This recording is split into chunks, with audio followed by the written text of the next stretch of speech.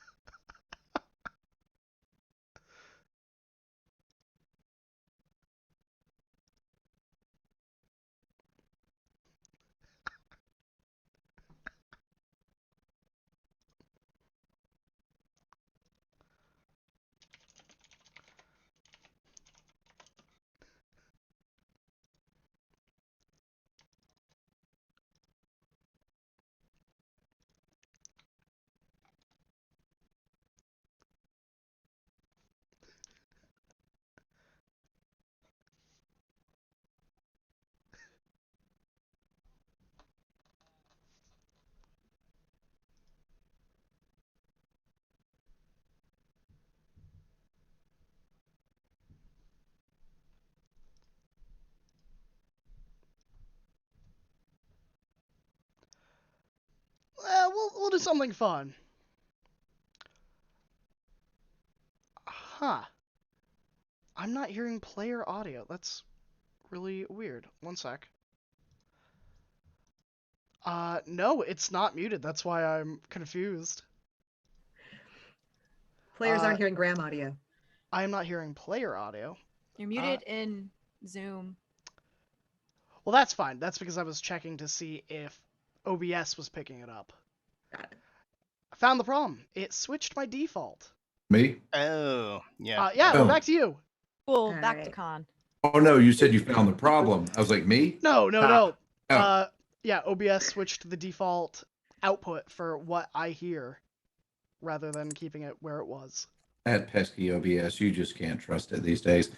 Once again, I'm confounded. I'm playing Golineth, the Elven Rogue, and my most embarrassing moment is the fact that I can't come up with an embarrassing moment.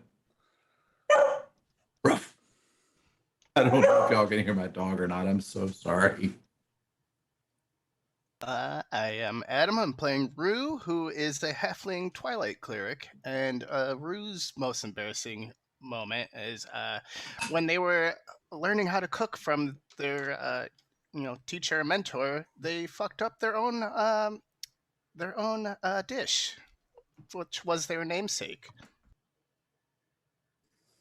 Hey, in your defense, though, ruse can be difficult. They're a little tricky. Bob. Hello, I am Bob. I will be playing Belda Stonesong, whose embarrassing moment was not that embarrassing for him per se. However, those surrounding him, particularly Gajati Sal's daughter, former half-orc traveling companion and possible love interest, we'll never get into that. However, when the sails needed that little extra bit of sails, we did the quick measures and realized that Beldas's trousers were the right amount of size to give us the extra wind grabbing potential, I don't know sailing terms, to actually propel the boat away from the danger that we were faced at that particular moment. The embarrassing part for everyone else is that Beldas that day, where's free balling?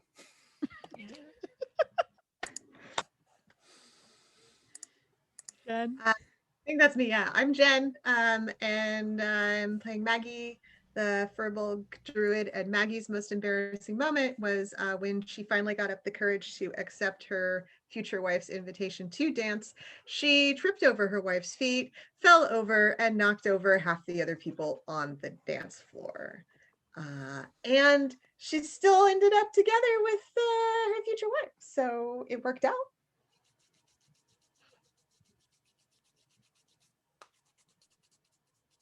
Okay, it's me. Hi, everyone. It's me, Kari. I'm playing Karis, today. And Karis is a tiefling wizard, war magic wizard.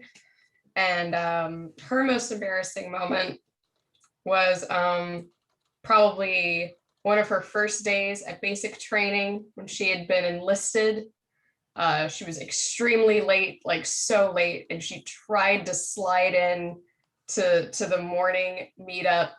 And as she's doing so, it is not subtle at all. And it became an entire like tirade that lasted probably like 40 minutes about how she was ashamed to be there and, you know, all that good stuff. So that was probably her most embarrassing moment. Hi, I'm Mare. I am playing River, your Artolock today. And River's most embarrassing moment was when he was on a very simple job and he poisoned the wrong person.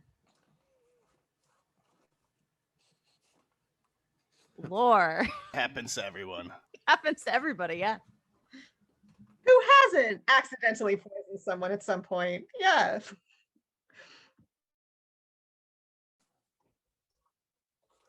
Sometimes accidents just happen. Yeah, Listen, he has 8 wisdom. It's fine.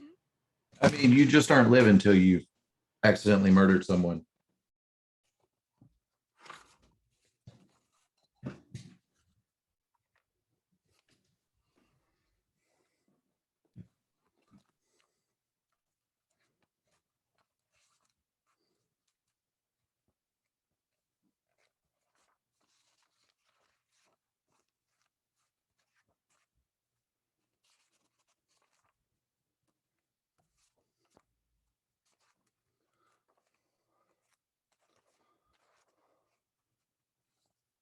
Graham, now you're muted. I am so sorry. You know, I didn't want you to hear the click clacks when I typed. So, last we left off the party. Now I got a second chance. The party, under some information from Tethon Stormroar, one of the clans that is in charge of the Temple of Kavath, were informed that Ninos Moonclaw and perhaps all of Clan Moonclaw had something to do with the Knoll attack on the caravan itself. And that he, while under some suspicion, wanted the party to assist him in digging up whatever evidence they could. The party, working with Tethton lured Ninos out of the city on a presumed hunt, taking several retainers of both of theirs out of the city and away later in the evening. Before that happened, the party decided to sneak into Ninos Moonclaw's abode, finding a secret entrance in the back and setting off to pilfer, loot, acquire evidence, eventually finding themselves in the basement, in which a unholy ritual seemed to be taking place. Amid the cries of a Leonin being held by a servant of Ninos, the party set into a vicious battle against a set of iron golems as well as this foe. Prevailing, our party discovered that there was a statue that was emanating this foul magic. A magic that was somewhat familiar in regards to what they have seen when they were chased out of the Plane of Bones. Karis begin to focus on keeping that arcane energy at bay, trying to dispel it, as Magfiel was shaping water to damage the internal structure of this statue. Ultimately, it shatters, and a brief red mist kind of seeps out and above outside of the household, leaving our party standing in the, I won't say ruins, but in the aftermath of the battle, with the statue destroyed and this injured Leonin laying against the wall, propped up, severely injured. but living and not at threat of death, at least. Not from the wounds.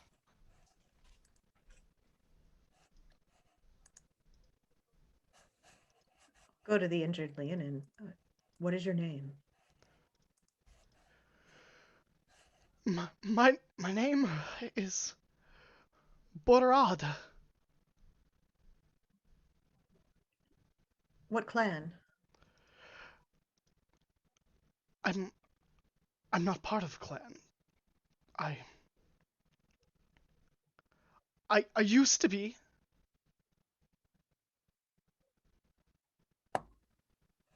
What happened? I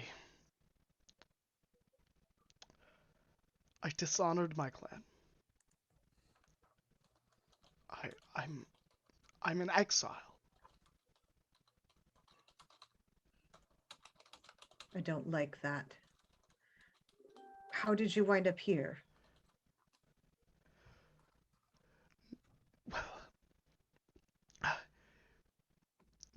Ninos approached me and offered me a chance to return if I gathered some things for him. He asked for a book. It was so very strange. It was written in a language I do not know and have never seen.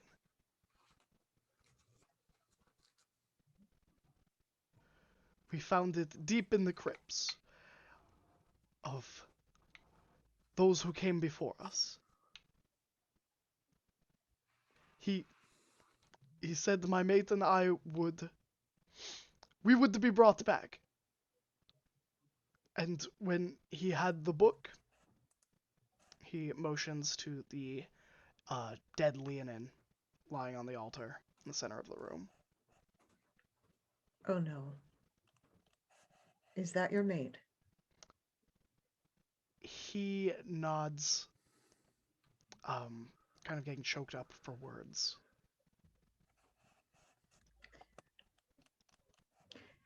Maggie's gonna put her hands on his shoulder and see if he will let her hug him while he cries. Yeah, he will allow it. And you, almost like cats, how you can feel the vibrating, you feel the crying even before it begins. That kind of rhythmic sensation as their body kind of like loosens up from that level of tension. And he just buries his face into your shoulder.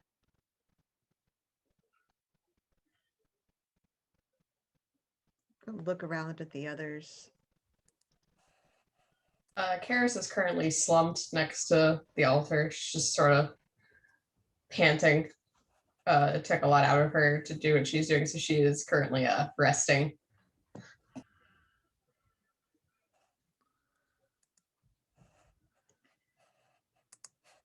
Okay. Yeah. Beldis would be one nursing his shoulder since that smash earlier felt pretty bad.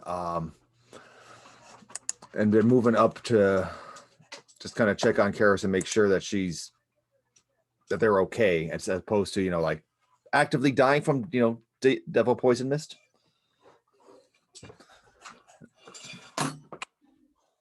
Oh no, is she okay? Is she dying from double poison mist?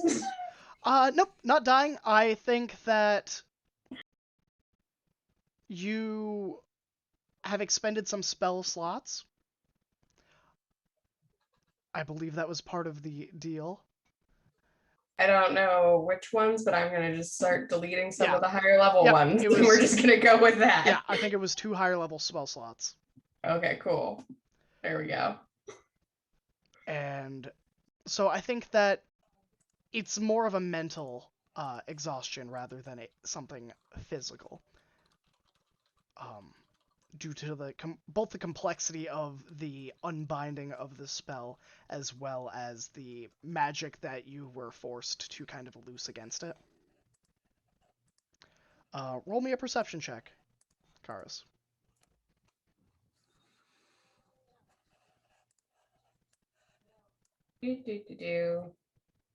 Perception is 17. Okay.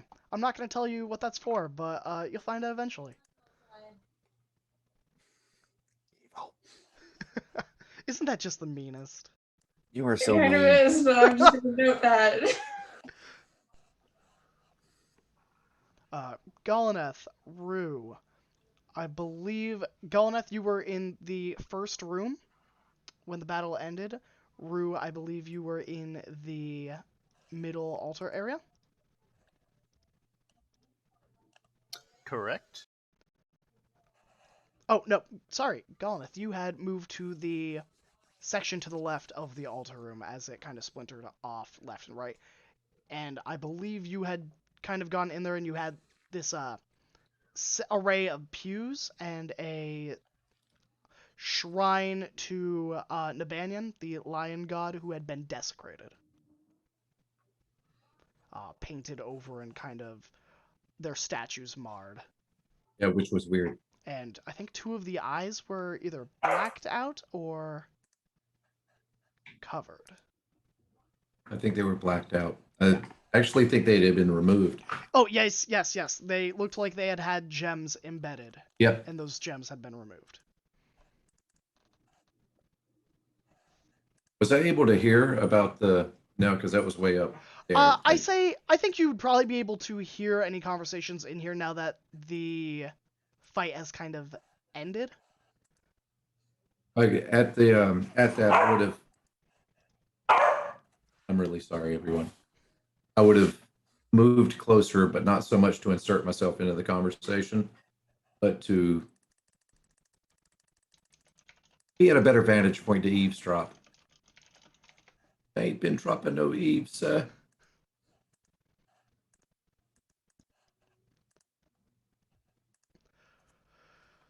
As the Lenin kind of shifts, you feel his body kind of tighten up as he kind of puts a hand down on the ground, steadies himself. Can you stand? I think so. But don't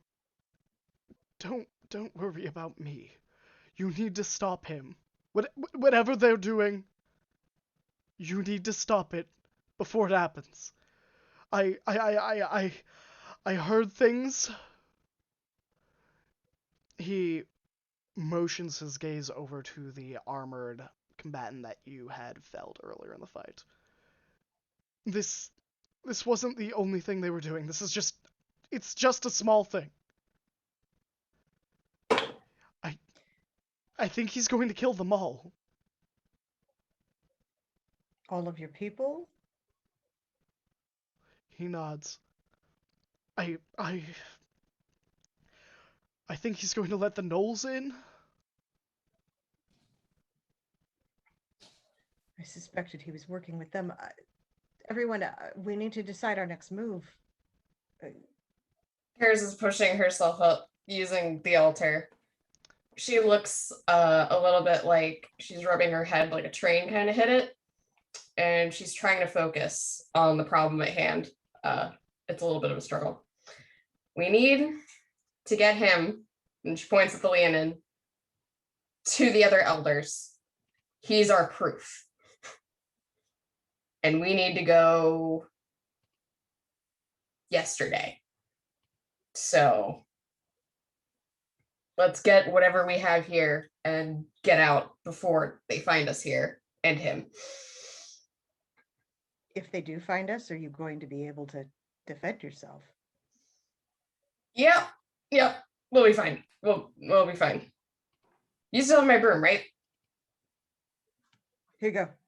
Great. And she takes that, she gets on it. She does not want to walk. And she's gonna float towards the exit. Well, should we put out a warning to Tethaton? I can send him a little heads up that Ninos is up to no good. if they Yes. stick together. Good. Yes. That. Perfect. Okay. She's gonna walk off a little bit to kind of I'm gonna make a call. Think about what they say. Yeah, I gotta make a call. Give me one moment. Yep. So what does your message say? Or do you need 30 seconds to think of what you want to say? We could just go off the cuff here. I'm gonna count that as one word. Tethaton. Ninos Got it. Wow. is no good. Planning to kill everyone. I think I counted that as 2 words. Get away or kill or capture. See you soon. Kiss.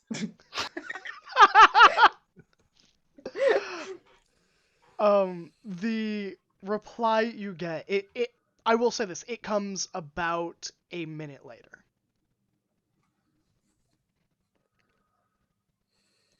I am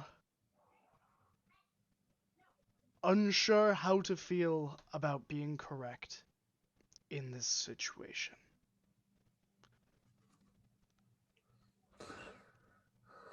Whatever his plans are, we'll stop it. I will alert my men and women. Assistance may be needed. He has 6 words left. Plains to the north of city.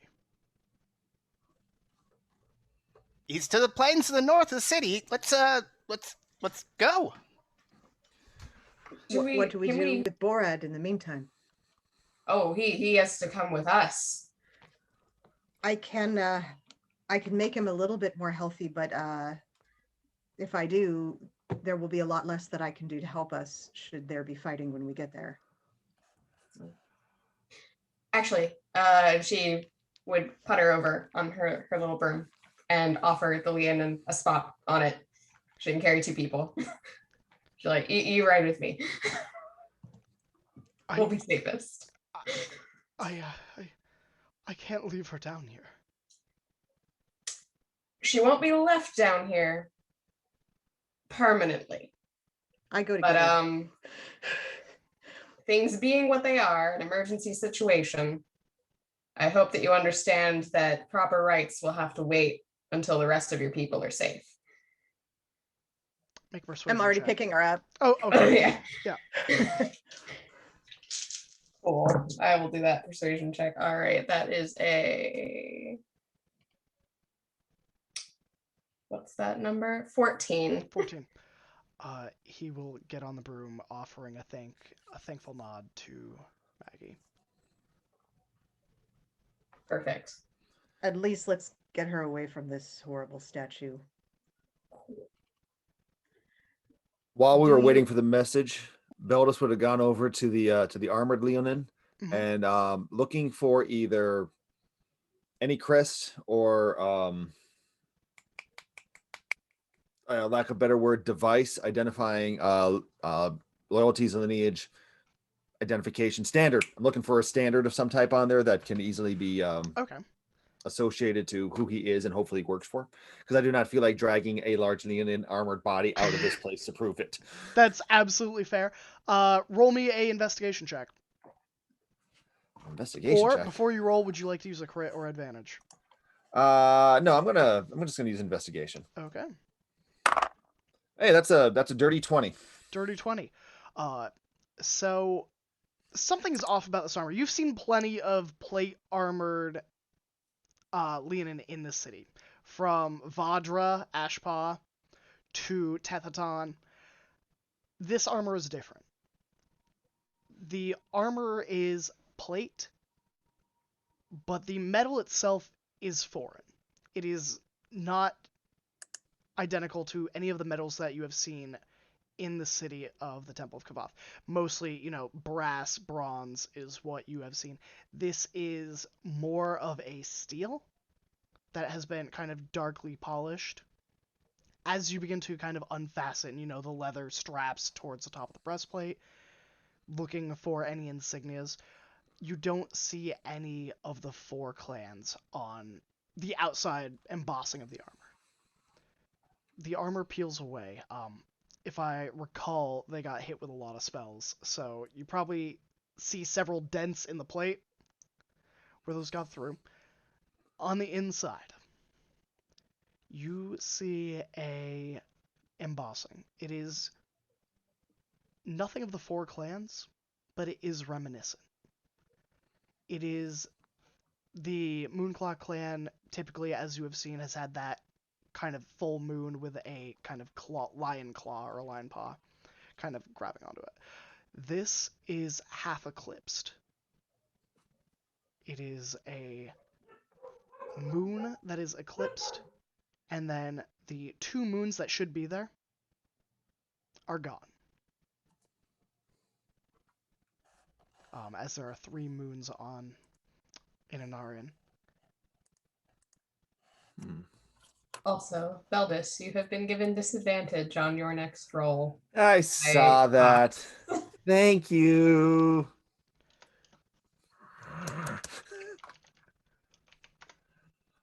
Ugh. All I'm gonna right. let you finish your tech stuff quick, and then I'll ask my next question. Mary, you're so fast.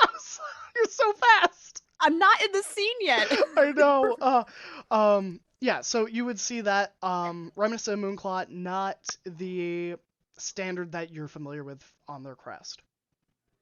But something that I can still take from this. Yeah. So if you Um, wanted to take the plate mill off the corpse, you could. That might be a lot less. I mean, it's just on Scary? the. It's just on one of the chest pieces, right? Yeah, so it's on Yeah. the inside of the embossing of the breastplate. I'm just taking that particular section of plate. Okay. And you know what? Since I'm at it, I'll drag the greatsword as well, because I'm willing to bet that probably is made of a different type of material as well, since this armor seems to be. At the very least, it probably stands out a little bit more. Yeah, definitely your assumptions is correct. That greatsword, definitely a foreign metal of some Great. kind. Whether it is magical, whether it is, ancient or new, anyone's guess. Perfect. Strange greatsword and weird crested plate. That's proof enough for me. All Is right, there are a we place good? on is there Sorry, a go place on the way for Bora to maybe hide? Otherwise, I'm going to use some of my last skill to make sure that he's healed enough that he won't die because we took him out on the plains. Bora, do you have somewhere to hide? I don't think anywhere in the city might be safe if he's in exile. He's not even supposed to be here. A cave, a hole in the ground? I think the Anything. safest place he might be is with us. All right, then. I'll clasp my hand on his shoulder really quick as I pass him. I'm going to do a cure wounds at level 2 because I have no first level spells left. So Okay. there it is. How much health? 15. 15. All right. Let me note that down.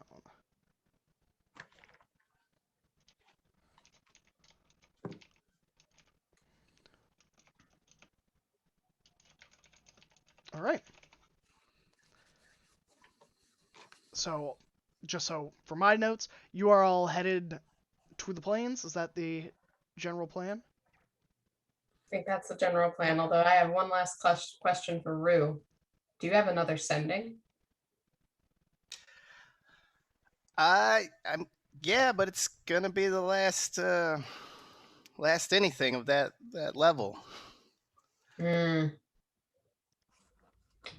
Warn the caravan. I was thinking Warren Sunfur. Get the other clans in on this. Would they believe us? We have proof that we can bring to them. Well, if there could be another clan involved, and I guess we don't know which one it is. We could be alerting the wrong person. Fair enough. Let's go ahead and head out to the plains then. We'll save what we can.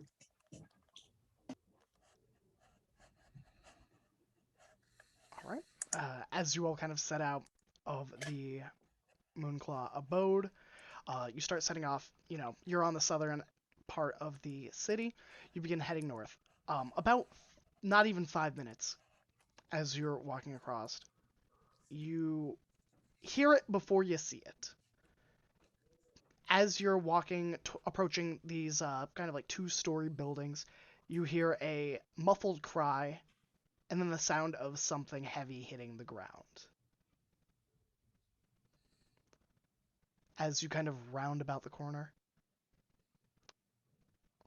River, are you holding anything? Glaive.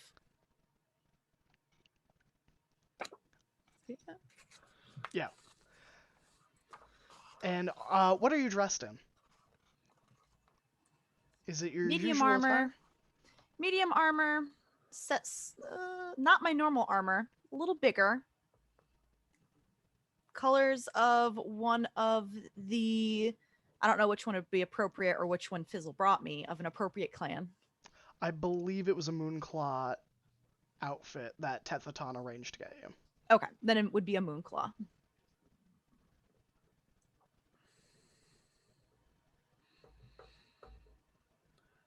Is it fancy meeting you here?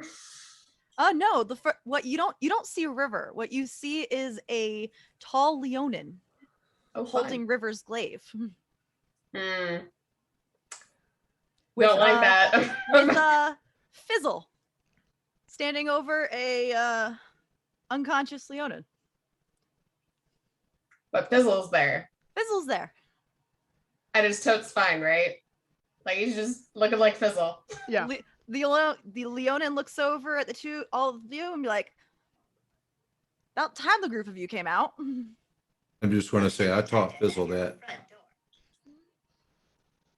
Okay. No, you didn't. I taught Fizzle that. Bigger problems, bigger problems. So we need to get this guy, and she points to the guy on her broom, to the North Plains with everybody. Moonclaw's bad news. Like so bad news. The most bad news. Definitely part of the source of the stuff we're suffering from. Absolutely the source of these people's troubles. It's bad. It's real bad.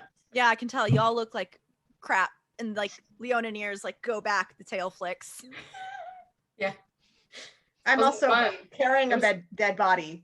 So love it. There was lava. There was lava in a really creepy basement. A kitchen in a really creepy basement. That was even weirder.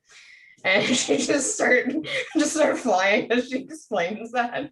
I missed a lot. This man's house is weird. Yeah, like after I gave you that paper to tell you where the back door was, I wasn't expecting all that to be down there. Well, I don't think any of us were, realistically speaking. Good job. I was just going to kind of lean over to Rue going, how hard did I get hit? Because has River always been tall with the... Riva has some tricks up, their sleeves. Okay. It's not the concussion. That's great. But I think Rue will take Bob's or Beldis's note, and they are going to send a message to Boar, whom we can trust. And they're like, hey, 1 second, I'm gonna make a call. Hey, Boar, sorry to interrupt if you're doing anything, but there's a lot of trouble coming your way, so get everybody prepared. Yeah, 1 second, Rosie. Okay, I think I can reply to a message like this. Where is the trouble? Where do I need to go? Who do I need to hit? I'll be ready in 5. Well, that might have been useless, so let's keep going.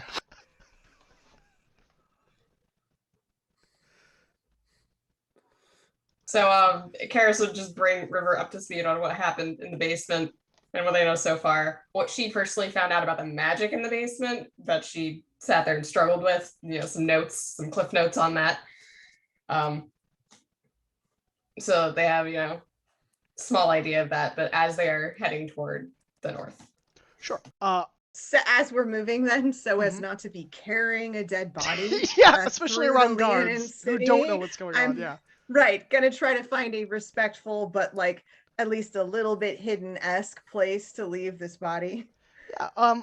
I think that, as you're kind of headed through the city, you would be coming right up to the area that Brava was at earlier. And I think around this point, I mean, it's been over an hour at this point, you would see her now returned back, and she's just kind of milling around.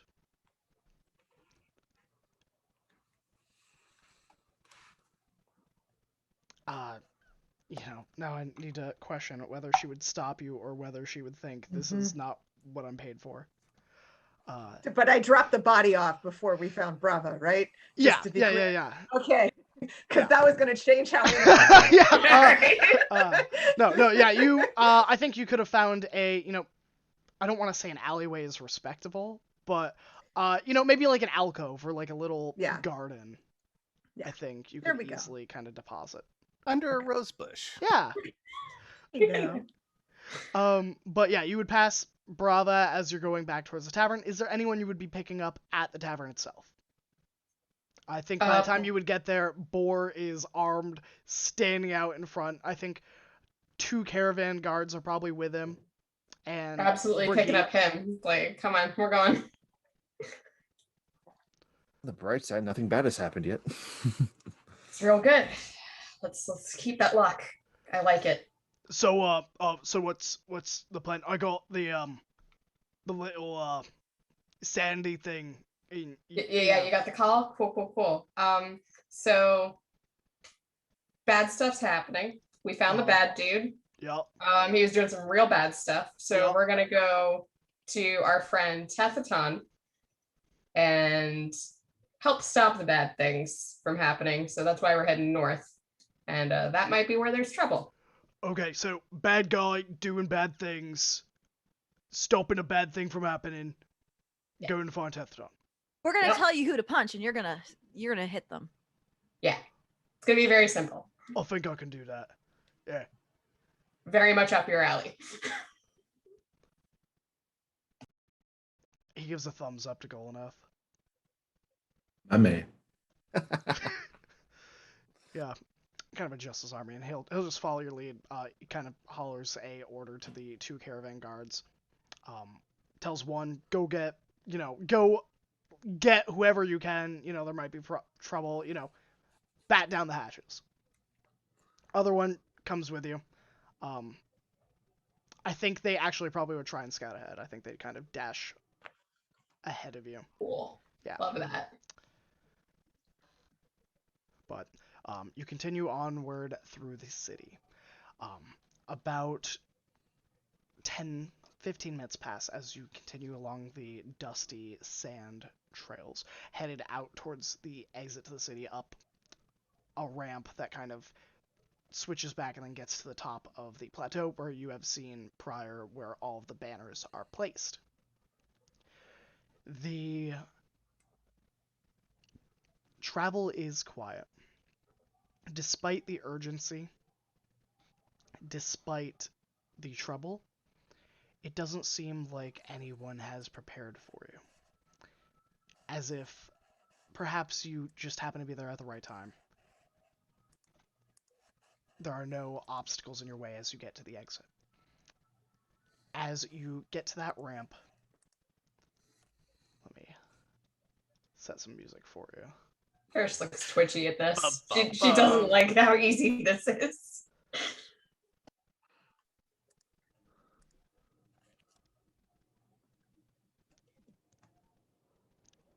Chat, let me know if the music gets too loud.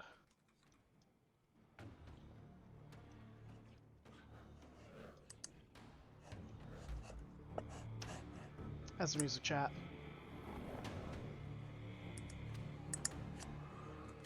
I think it's good, so we won't worry about it. You begin to hear the roars and howls of fighting up ahead on the plains. You at the same time begin to hear the sound of sudden cries and roars of pain and fury across the city in various locations of the various parts of the districts of the various clans.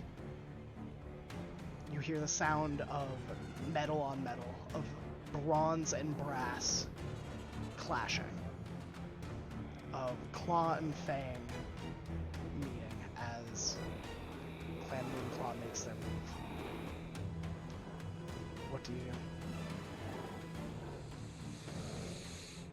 How long has it taken us since the time we were underneath the house to get to here? About 45, 50 minutes of, going from one end of the city to the other. And the combat itself was like a minute. Yeah, the combat has just started. No, Yeah, that and- we were in. Oh, yeah. I'm just checking because I have like 10 minutes left on my wildfire spirit at this point. Oh, so- no. I was Yeah, so, wondering. yeah, you've got 10 minutes. That's more than enough. Yeah. Are there any spells you would have been casting or prepping prior to meeting with Ninyos? Because I think this would be right about that time where you would have just been able to have done that. I've got a couple. Okay. Derek has given you a crit to the squad. Thank you, Derek. Hey. Thank you. Thanks, Derek. The music sounds. Additionally, so as I start hearing the sounds of battle, I would like to fly upward and get an aerial view briefly of what's going on, both the city and the plains beyond. Before you do that, Rue would cast Eyes of Night on everyone again, so everybody's got 300 dark vision for 1 hour. Cool. Alright. Love that. Is that a concentration spell? You're muted. It's one of her traits. and Oh, so- okay, yeah. Alright. Karis, you fly up into the city. Up. How far up are you going, I guess, is my next question. Up high enough to get a good look around, but not high enough to make herself a huge target to anyone who happens to be looking up. Okay. To the north, on the plains, you see Tethaton, his retainers, in a bloody fight with Ninyos and Ninyos' retainers. You see several Leonin of both sides lying dead and bleeding. You see Tethaton with his halberd swinging at Ninyos as Ninyos almost unnaturally backpedals with this sort of feline grace, keeping one step ahead of each swing. You see two of Ninyos's retainers kind of standing about away from the fight, chanting. This kind of red energy flowing from the palms of their paws as they hurl it towards them. In the city, you see the sector belonging to the Ashpaws faring fairly well. You see assailants dressed in that darkened steel-like armor that Beldis is carrying. You can't see Vadra in particular, but you see several of her guards. They are almost professionally dealing with this. Like, this is something that they may have trained. They trained for this. Yeah, she's one of those people. Yeah. So she's been preparing for this. they have kind of cornered all the assailants that they have found so far into like an alleyway, using spears over shields to just kind of corral them into basically a death trap. You see the other clans to the east and west. Clan Stormroar, it is a bitter fight. Tethaton kind of had a heads up. Not enough to go with, but enough that him and his clan weren't caught unaware. You see to the west, you see fire erupting out of a temple. Clan Starmane is 50-50 on whether this was something they caused or whether this is a result of the fighting. It is bitter and broiling. Looking to where you originally met the elders. It is something to behold. You see that mist erupting from the temple, almost like a thinly veiled stream. It is like flickers of lightning in the middle of the night. But there is battle there. And even as that magic kind of flees the temple, you see some of the banners on the temple itself, almost fighting this malevolence with a light, almost like a flare, kind of pushing back.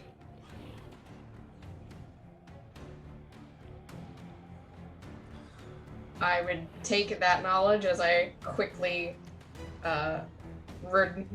return closer to ground level to appraise the group of the situation. And I would ask one of the guards from that our good guy Boar brought. I would ask the one that was scouting ahead to bring word to Ashpaw of the intel I just got and let her assign her forces accordingly, because it looks like she's got it handled and can start reinforcing other places. As well as understanding the situation of Ninos has betrayed you all. This is the situation. They give this is someone that was a caravan guard not prepared for this. They nod dumbly, they're like, yeah, and they set off. Cool. And I'm just gonna let that be as I look to all of you of that's, I guess, the best that we can do for the city. We need to get to Tephaton. He's not looking great. In your description, there were 2 casters. Yes. Right. Mm-hmm. The Ninos' side, right? Right. How far are they from where we are currently? They are, I will say, you guys are about 100 feet, you have this kind of switch back, and then it's about 100 feet towards where Tephaton and his melee is. They are about 60 feet in a straight away. line. In a straight line, if I had line of sight on them, how far would they be? They are about 160. Hold on.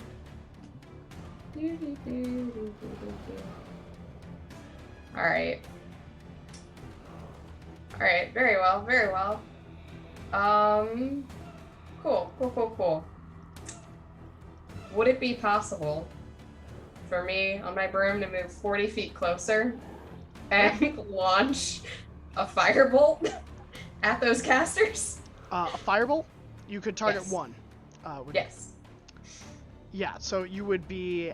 They're about 160 feet off, you're dashing 40, they're 120 feet. Yeah. Exactly, yeah. That is outside of counterspell range, not that they would counterspell a cantrip, but they might. Yeah, roll, we'll say roll initiative, everyone. Is there anything else you all would do? I'll give you a freebie round because they don't know you're coming. There are about 12 of Tephaton's Storm Roar's soldiers in the field. There are much more of Ninos's at the moment. And let me move you to a battle map while...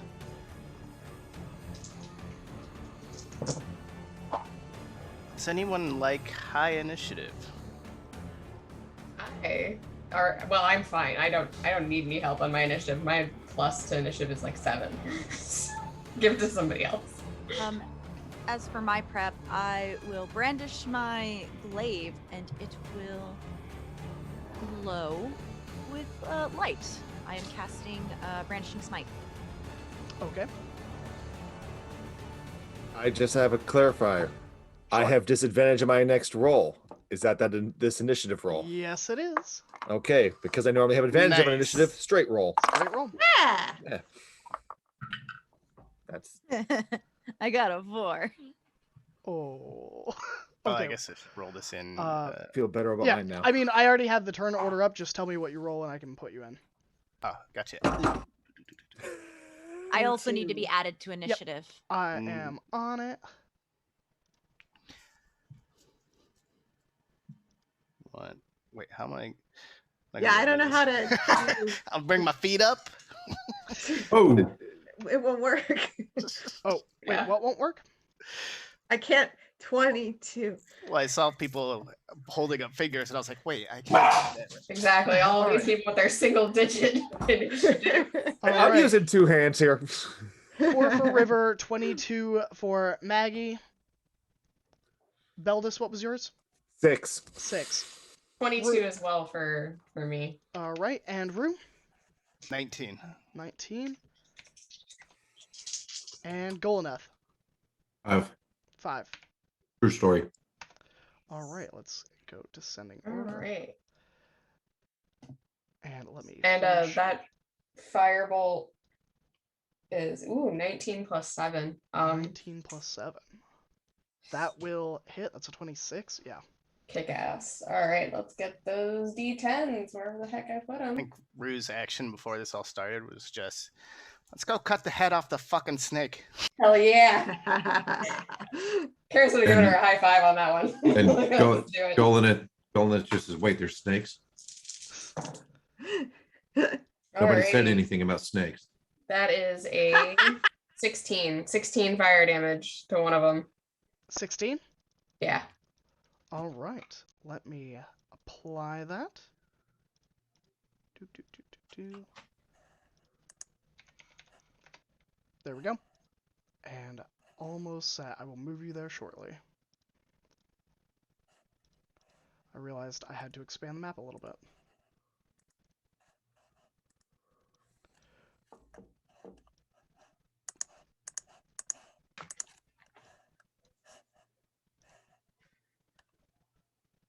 My dogs are up to something. I'll be right back.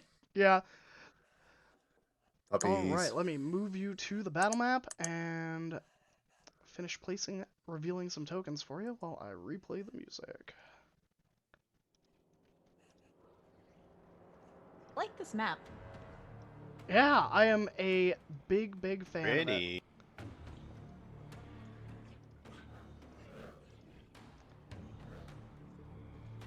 Oh, there's Fizzle. Like this. The sweet, sweet fizzle. Okay. Graham, when you have a sec, I have something that might be relevant right before combat. For what it's worth, or was that you saying you had a sec, or wait a sec? 1 sec. Okay.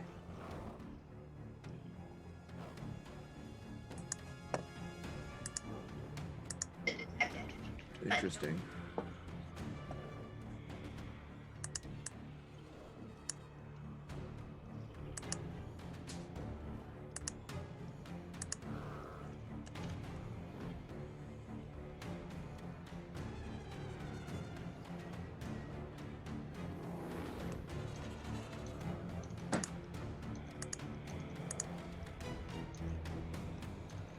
Just a quick reminder amongst the group, the only 2 of us that are really wearing armor and have really any martial presence is Beldis and River, right?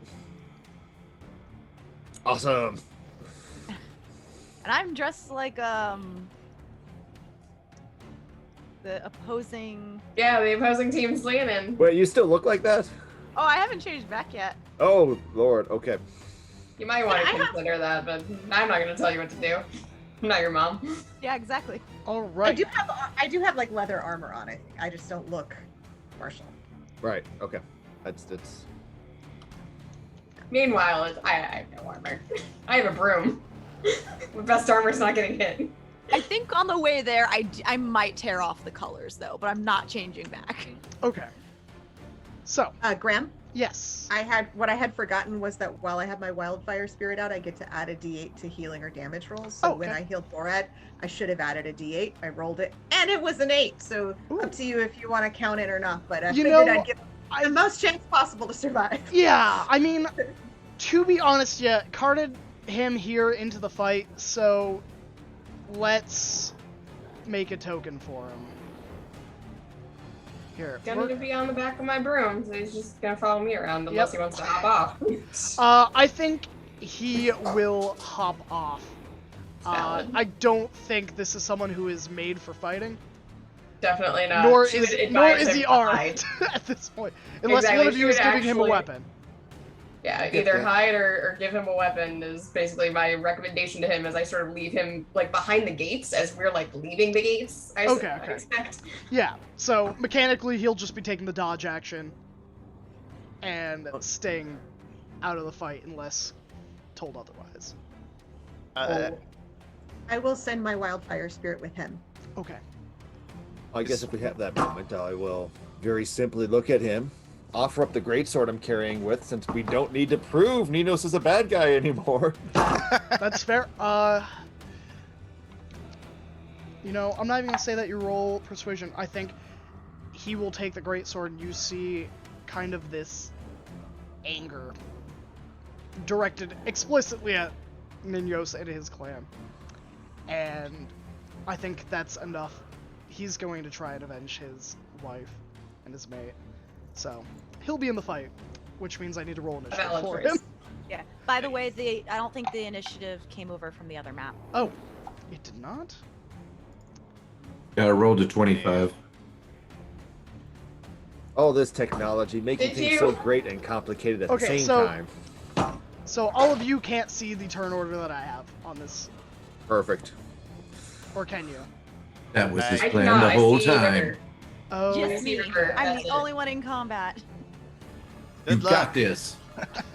Yeah, you got this. Hey, River. I'm fresh. I have only lost 2 spell slots. Good. That's all fair. right. So I'm going to delete this, and then I will roll it again, and then you just tell me what you have. Go ahead. My dog won't stop yakking. I'll be back. Oh, that's not good. No, not good at all. Oh, dogs.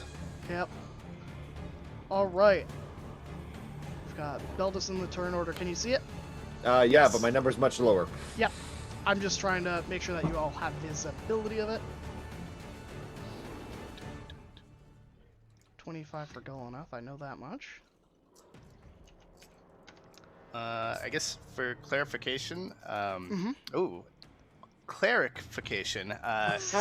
So with the level up, Rue got another feat. Would they be able to use this in this battle? Or no? Sure. Okay. I don't see why not. It's gonna be fun.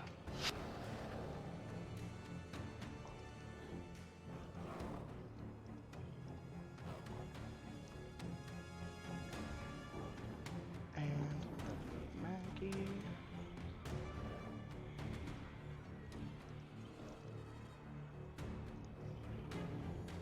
All right, Goldeneth had a 25. Beldis, you had a 6. 6. River, you had a 4. I changed it. oh, wonderful. And then Karis is a 22. Maggie is a 22. Rue is a 19. 19. All right. And let's get that in descending order. Wonderful. And let's roll some initiative for, you know, our wonderful, wonderful NPCs in this fight and enemies.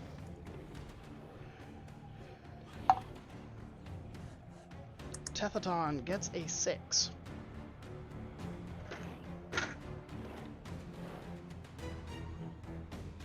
Ninos gets a 18. The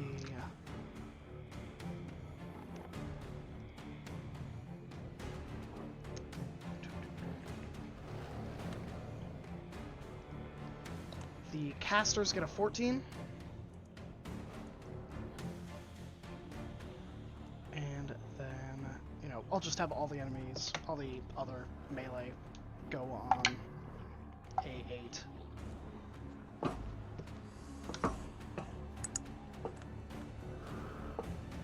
Alright, Golnath at the top of the order.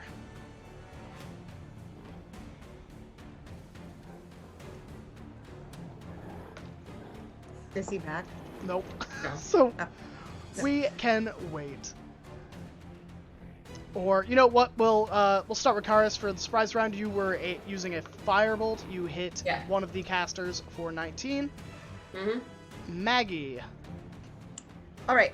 Seeing that we are directing fire toward the casters, I will also run up to where Karis is, so that I'm within 120 feet, and I'm going to hold my hand out and close it as if I'm crushing something.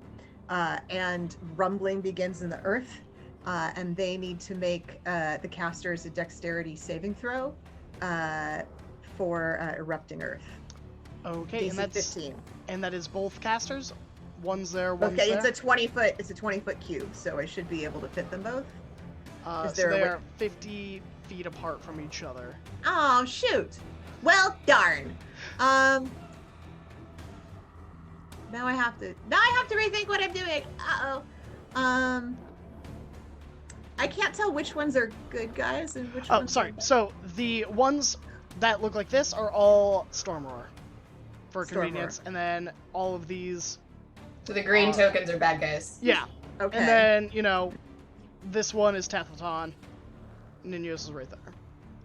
15, 20. Whoa! If I do like right here, is that a 20-foot cube that would get both Ninos and the caster?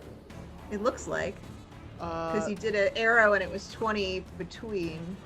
20-foot cube, yeah. Okay, I'm gonna do a 20-foot cube. I think a 20-foot cube would also get Tathlon. Not if I scooched it back just a little Oh, bit, you're right? right. Yep. All right, I'm gonna do that instead. So there.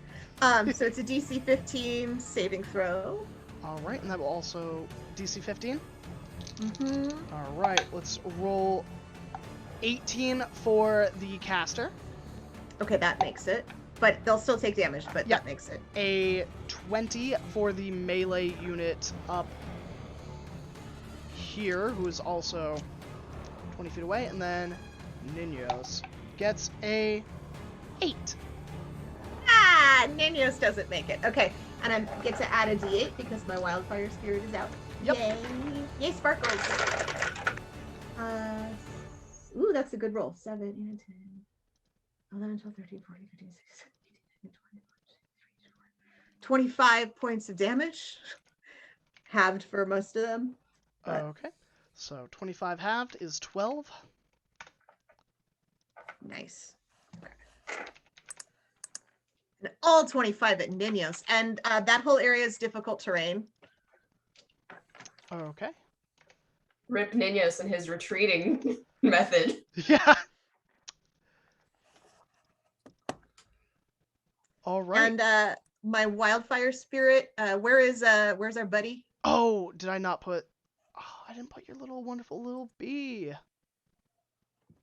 Well, I can remember where my bee is because my bee's hanging out with. Oh, yeah, with. Dude, exactly. And the dude behind me, behind Karis. Yeah. Okay.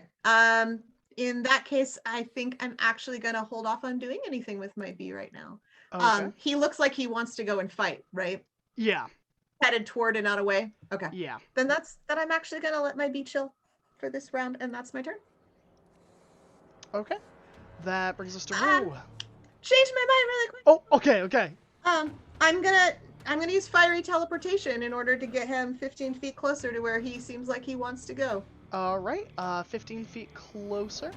We'll move him. We'll say like right there, because I think you'd all be on the same spot. So. Yes. All right. It's nighttime, right? Or dusk or dark? It's getting to be dusk. Okay. It's your time. This is my time. The Age of Rue.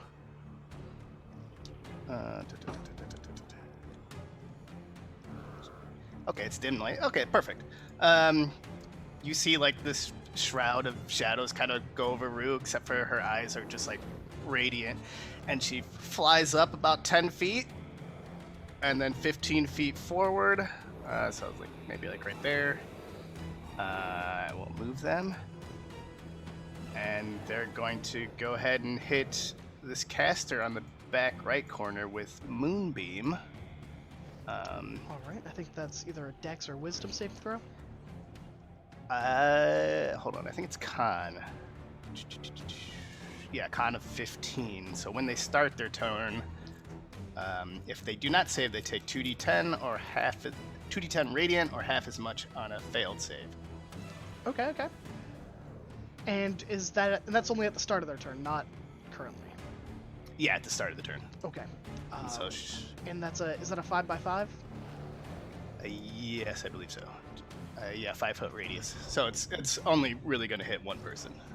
Okay. Yep. Noted.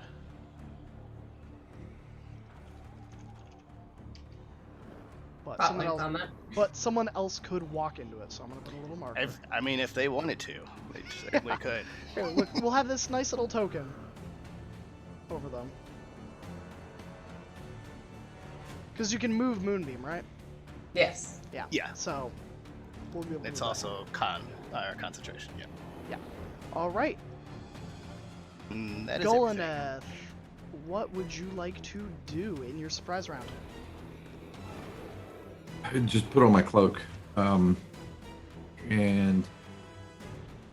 there's not really anywhere I can move to hide. So yeah, just don my cloak. Okay. Anything else, or will that be it? No, sir, that's all. Thank you. Okay. River. No, Beldis, sorry. Beldis, River, you're on deck. Beldis has to move forward. 5, 10, 15, 20, 25. And you know what? I'm just going to do a dash action, and that gets me to this spot right here next to this other one to help start reinforcing. Okay. Perceived allies. So Beldis just charges straight in towards what seems to be a good advantage spot for him to be to help Stormroar's cause. All right. That brings us to River, and then the start of the round with Golaneth. Remind me, do I get a full action of combat, or do I just get like one action, or what is it? You'd get a full action of combat, Okay, so what I'm and then gonna a move as well if you want it. Yeah, I'm gonna move my 30 feet here. And I am going to wave my hands and shoot two bolts of water at this bastard up here. Yep, at Ninos. At Ninos. And that's gonna be 2 Eldritch Blasts. All right. That is a nat 20 and a 19. Both will hit. Nice. Nice. Okay, so the nat 20 is 10. The 19 is 8. Okay. And is the 10 double? Is that including doubled or? I rolled twice, yeah. Okay. I rolled the crit damage. Wonderful. And my buddy, with my bonus action, I tell my buddy Fizzle to move up here, right here, next to me and Beldis. Wonderful. And that's it. All right. So, I just have to check something real quick. Okay. Never mind. So I'm good. All right. So, Golaneth, you are up, top of the round. I actually think I'm going to have to dip out. I think I should probably take my dog to the emergency vet. Oh. Oh Oh. no. Yeah. Okay. I'll leave all this going. Yeah, no everything's worries. I okay. hope they're safe. Yeah. Yeah. Fingers. Good luck. Yeah. Oh, poor pupper. Yeah. Ooh. All right. We're okay. Yeah. All right. So I will just move Golaneth here, and we'll just write out a CR level difference. How does that Colin's sound? handling it. He's got it. He's got a whole Legolas thing going on there, being very cool. All right. Which brings us to Cars. You are up. All right, exciting. No, I'm not doing that. Don't do that, machine. I didn't tell you to do that. I wanted a ruler first, so that I understand what distances are. All right, that's 100 feet. Cool. It's 90 feet. Cool. Alrighty. I am going to ascend on my broom Probably I'll be at like the 50, 60 foot hovering height. Pretty much where I am. But I will be in the air. Okay. And For ease how of stuff. high above in the air are you going to be? 50 to 60 feet. 50 to somewhere 60 in that feet. range. Okay. Into the air, and I will use. Let me see here. What do I have? Quickly tallying my spell slots that I have left. Quickly. All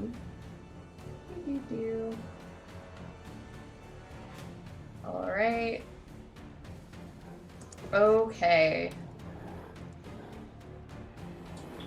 I think I'm just gonna go ahead and launch an Eldritch Blast of my own.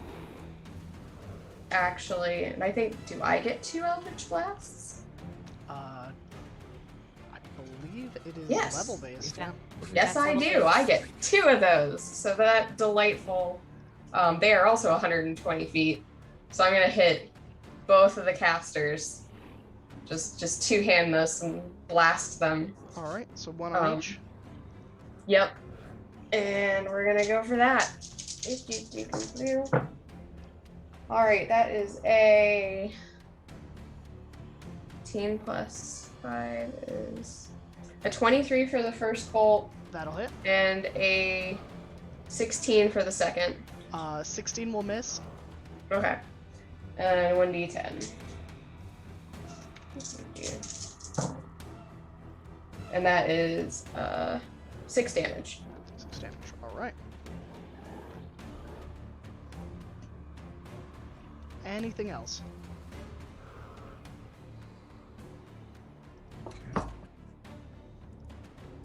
Can I hold an action for next turn? Like taking the dodge action or something? So you'd like to take the dodge action next turn? I'm trying to figure out what I want to do. No. I think I'll be fine. I'll just continue to hover aware. Okay. That brings us to Maggie is up with Ninos on. Oh no, with Rue on deck. How rough does Telethon look? Roll me a perception check. This won't take your move, but The 10. Visibly dripping blood, but how severe, can't really tell. Okay. But it does look then- like he has a few injuries. Okay, I'm gonna move up my full 30 then. Pardon me, I'm not counting these very well, but I think that's 30. Is that 30? There we go. Moving up my full 30, which should bring me within 60. Yep, 60 exactly. Yes. Okay, so I'm gonna cast Hold Person on Ninos. And my understanding is with Inspiration, I can make people use disadvantage on their saving throws. Correct. Okay, If I'm gonna you give want, him. You will be counterspelled by Ninos as a reaction, though. So if you want to keep your inspiration, Ninos is using his reaction to counterspell. Gotcha. Okay. Well, this is a reaction, guys. All right. And I am going to once again have my. Let's see. Where's the little guy? Where's our dude? Where's our friend who we rescued? He's right. He's still here. right here near Rue. He is real down low on the initiative and has not moved since his Has not 15 gone feet yet. teleport. Okay, I'm just gonna get him 15 closer. Oh no, he's too near Rue. Okay. My guy's not gonna do anything yet. Okay. My guy's sticking with him. All right, Rue, you are up. Ninos on deck.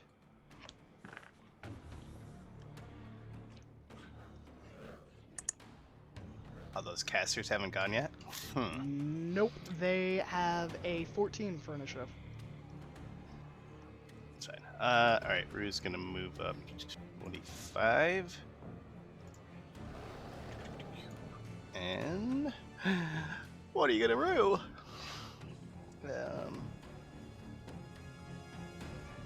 Oh, actually, am I 16 feet away? Sorry, kind of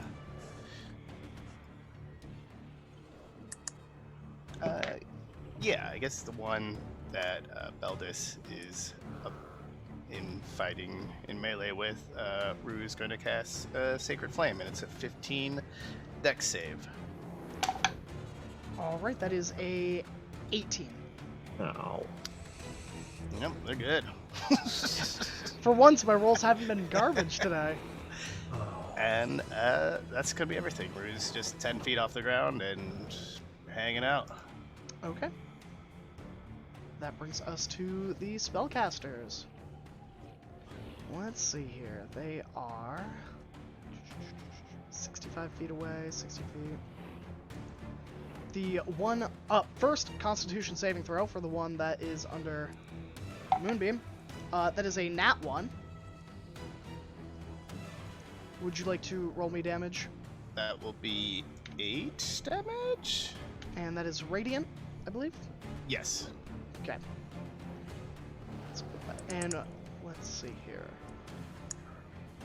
The first one is going to cast a spell. Would anyone like to counterspell? I'll go ahead and counterspell him. Okay. That guy Okay. in particular. All right. So that one is done. The one on the right is also going to cast a spell, and they begin to chant. Their hands, well, I guess hands, paws,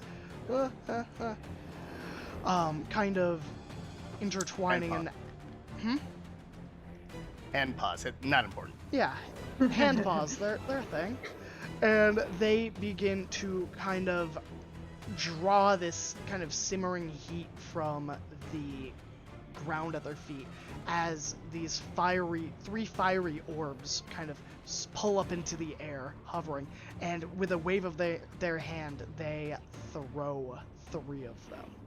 The first one going at Beldis, the second one going at Fizzle, the third one going at Rue. Because I believe they are the 3 closest.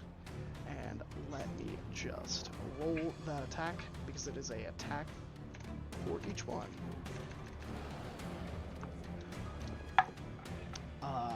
18 to hit Beldis. Yes. A 12 to hit Fizzle. You said a 12? Yes. No. And a 17 to hit Rue. Yes, that'll hit. Okay. 2d6 fire. That's 5 fire damage to Beldis and 10 fire damage to Rue. As these searing rays kind of hurtle in, slamming into your vicinity and into you. And that is their turn. The one that's in the Moonbeam is going to move out of the Moonbeam and fall back a little bit. And the one that has taken a beating is also going to fall back to the edge of this kind of plateau. And I skipped Ninos. My bad. You can But- just skip Ninos. That's No, not no, bad. That's uh, okay. Yeah, it's He was whatever. busy. He was busy. Yeah. He's already used, counterspell, so he's going to, as a bonus action, use Misty Step and teleport 30 feet away from the fight as he kind of separates from Tethaton, his essence kind of turning into this dark, acrid smoke as he kind of flutters away. And he eyes the group of you hatefully. You should have stayed out of my business. And he raises a paw as I measure. Yeah. And he is going to cast Ray of Frost at Karis. Does a 18 hit you?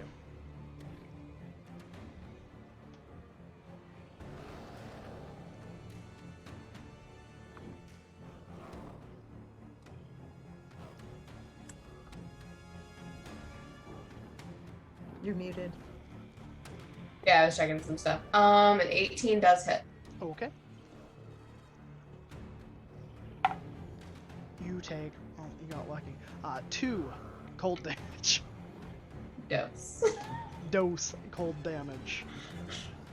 And that will end Ninos' turn, bringing us to all of the... Oh, no, bring us to our good old boy with a greatsword, Barad, Yeah. who is going to travel 30 feet right up to Beldis and swing with this greatsword. For a 15, which actually surprisingly will hit. All right. So, The power of vengeance. yeah, I guess so. Someone had their Wheaties No, today. Banyan approves. Yeah. Clearly. That's cocked. Okay. Doesn't do a lot of damage. You see the greatsword kind of hit, but there's not a lot of strength into it, despite the fury.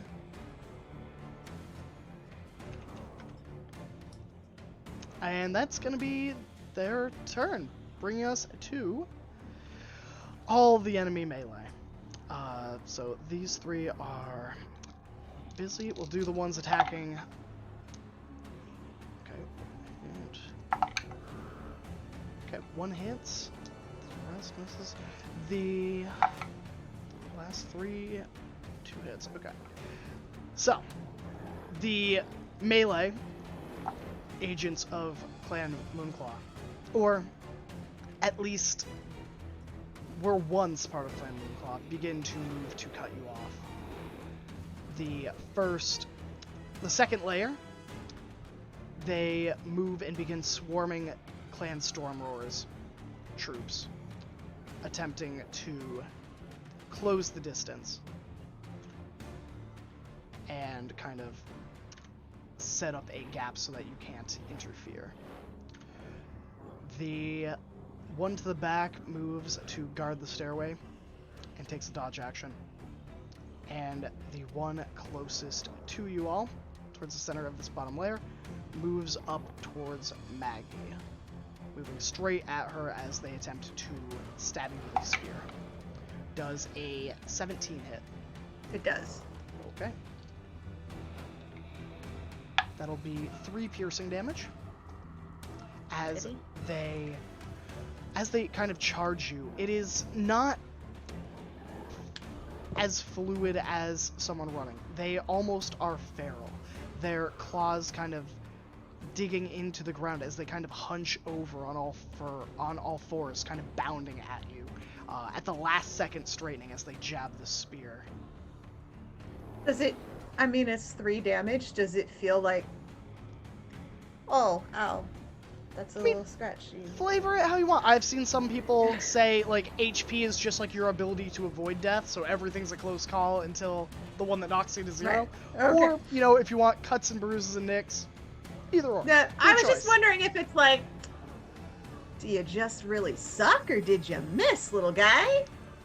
Yeah. I think they just didn't have a lot of force. I think your Got it. natural dexterity, you just kind of maneuvered. Got it. Yeah. Got it. All right, bringing us to Beldis. All right, well, I got this one next to us here. I'm not keen on that, so I'm going to go ahead and swing at it, which I get to do twice now, because yay, bards! Yeah. First swing is going to be the shove action to knock it prone. All right, and that is a. That is athletics? does my athletics versus your athletics or acrobatics, whichever is better. Okay. I get advantage because I still have enhanced ability strength up. Wow, I rolled 2 13s. That's amazing. I rolled a 4. Well, So then. 7 total. Yeah, my 15. That gentle Moonclaw is prone. All right, let me mark them as prone. Well, then, by golly, I just got such a great chance here to take advantage of that situation with the follow-up attack, and I'll just bring that. I'll bring Boris's hammer down on it. Would you like to use a crit? No. Okay. That is AC buttons. 16 That'll hit. for 7 plus 8 points of damage total. And is this with the hammer? This is with the hammer. And is that including the fire damage? That is including the fire damage. Okay. Do I need to keep that separate for your bookkeeping? It will help because if they have resistances. Okay, But that is these guys don't, so okay. That's no worries there. all right. And then I still have a movement, Mhm. and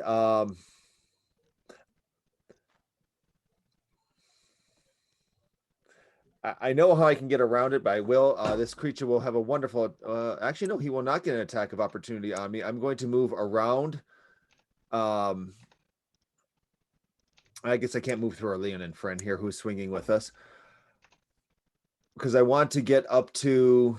You know, screw it. He can have an attack of opportunity. I want to step over him, and I want to get in front of the two on the stairs. Okay. So kind of maneuvering your way around, you can stay within the attack of opportunity range, so he can't actually get an attack of opportunity. So that's perfectly And fine. that's just a benefit for me. Then I love this plan. And then just as a quick bonus action, I'm gonna to the guy who's what's that? I forget the one that's getting his revenge right now. Let's see. That is your good newest friend, Barad. But Ron, I'm just gonna congratulate him. Nice swing, and he's gonna get a healing word for a whopping 2 + 3, 5 points of healing to him. 5 points of healing. All right, let me add that into his score. And that is my action economy. Okay. That brings us to Tethaton. Tethaton kind of slams his halberd down and lets out a vicious roar as he points at Nenyos. Traitor! How could you betray us?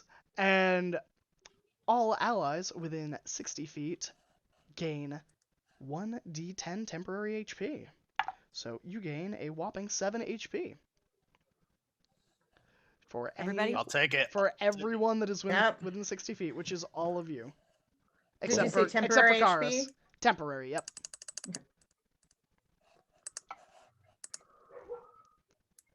And then as his movement, he is going to move towards the enemy that is closest, combating one of his retainers, and that's all. That's all he's got. He's got his nice little special feature, and that's about it.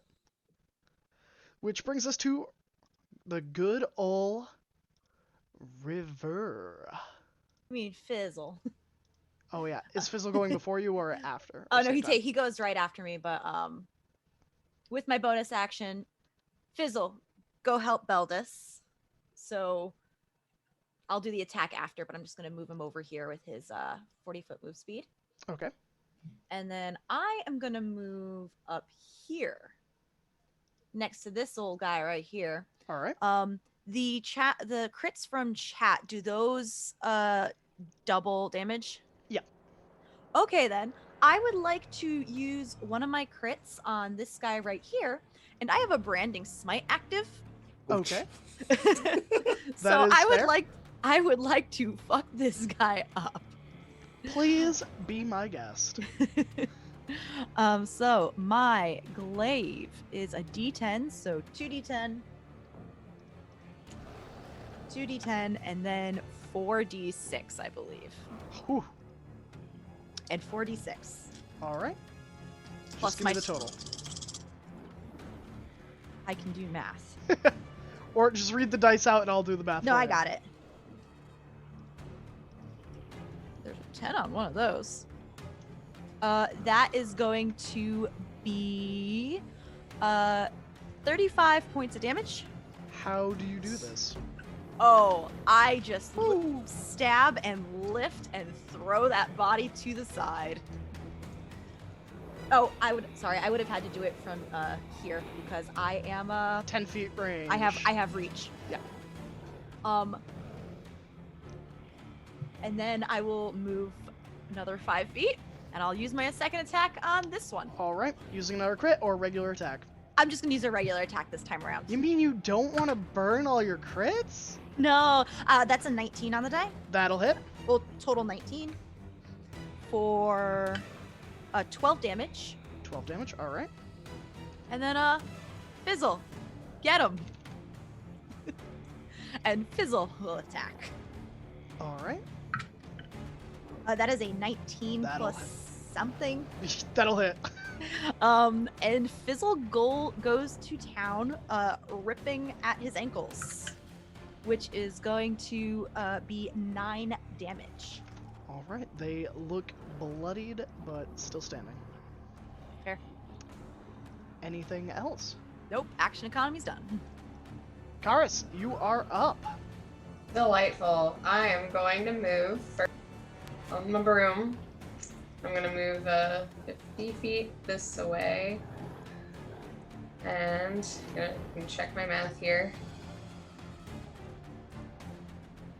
Yeah, they are perfectly 120 feet away. Yep. From each other.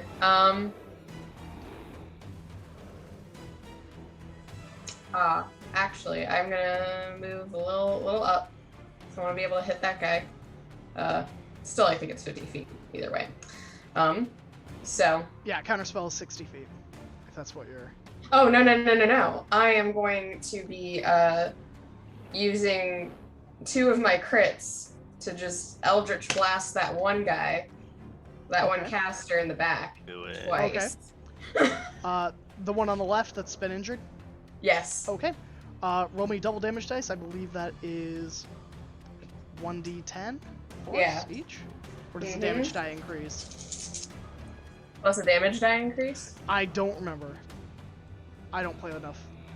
Let me see. I No, think it's Warlock just just a gets number. the extra shot. Yeah, that's what I was thinking, but I was like, you can never be sure. Yeah, so I guess 2d10 for each. So that is one is 11 points of force. Oh, and I'm also going to use a power surge to add 3 points of force damage on top of that because I have one from the first counterspell I did. Okay. So So- 14 total damage. Yeah. Is that right?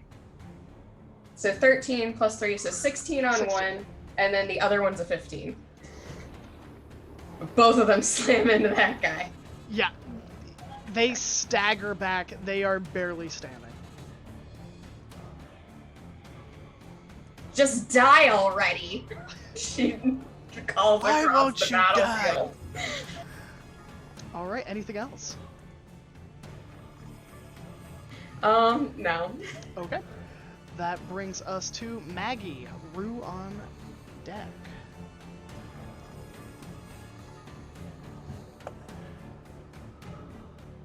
I'm gonna unmute. I'm gonna Thorn Whip this guy right here, which is a melee attack.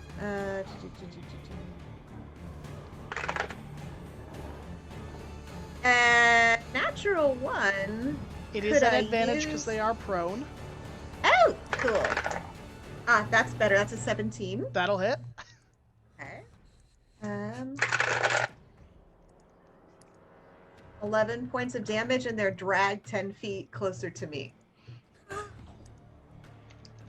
10 feet closer to you. Okay. Boom, boom.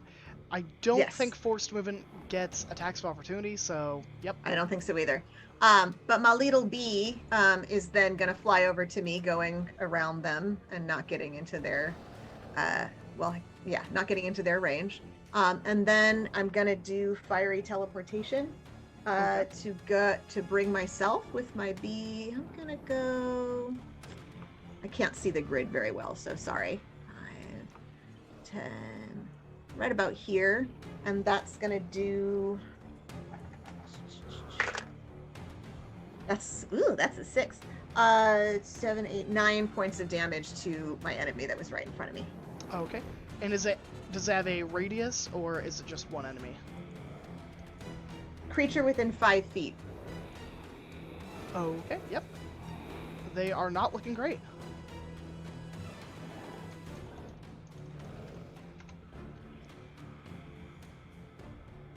And that's my turn.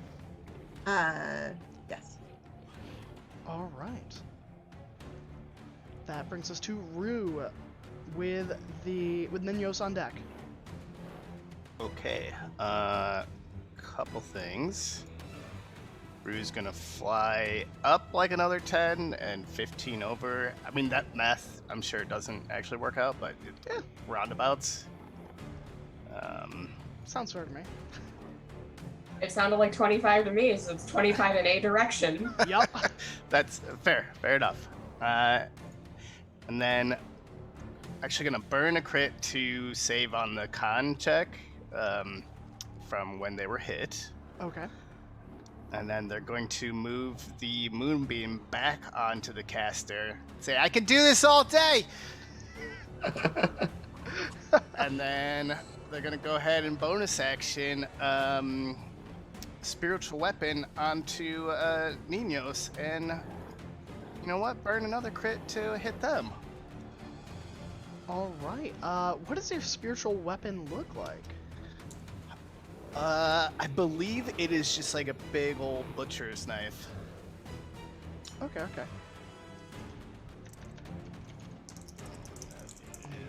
Grab a cool little icon for you. That is sadly only Here. 16 force damage, I believe, is spiritual weapon. Yeah, only 16 force damage. I have added that to the token layer. Just let me know where you want it. Copy that. Thank you. And that's everything. Okay. Rue's got. All right, that brings us to Ninos. Let's see. 115 feet.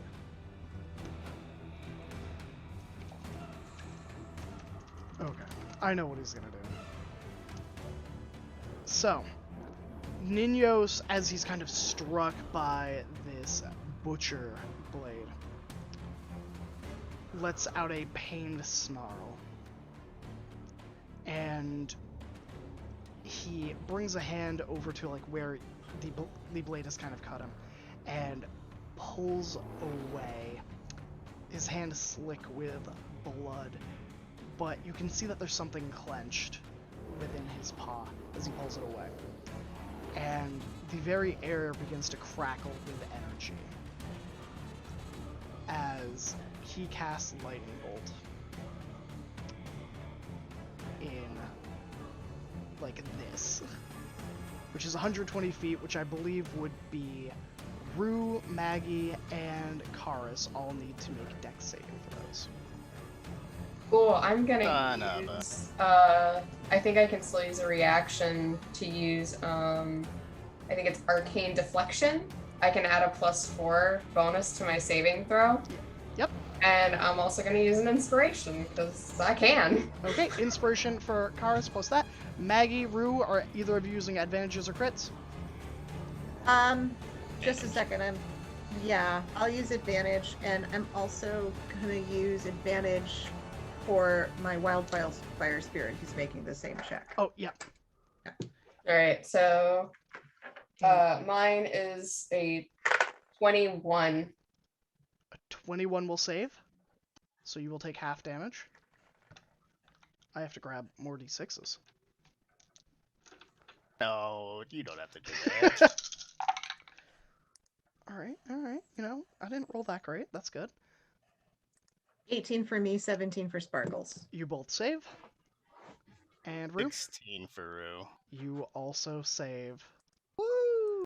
Guess whose lucky day it is. Alright, so that's 11, 14, 16, 19, 22, 24, 26. Halved is 13 lightning damage.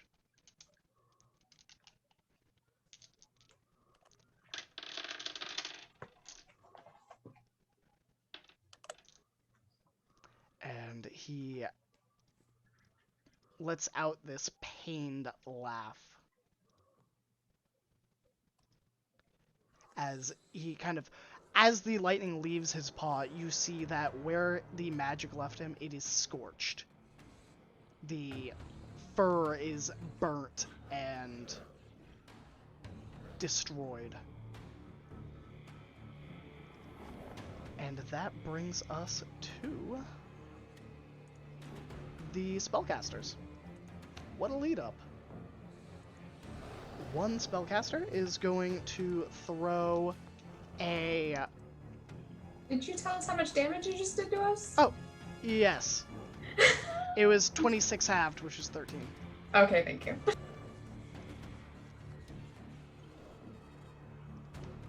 And so the first spellcaster, the one on the left that is the most injured, is going to throw a spell at Tefton as a moat of 3 kind of beams form up in the air, different from before, as these magic missiles just soar into Tefton, who takes a number of damage. Okay, not too bad. Tefton doesn't seem too perturbed by this.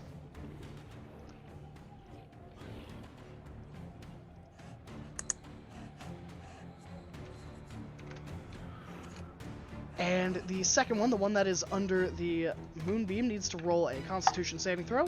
That is a fail. 13 radiant damage, and I burned another crit. Okay. That was 13. Yes, sir. All right.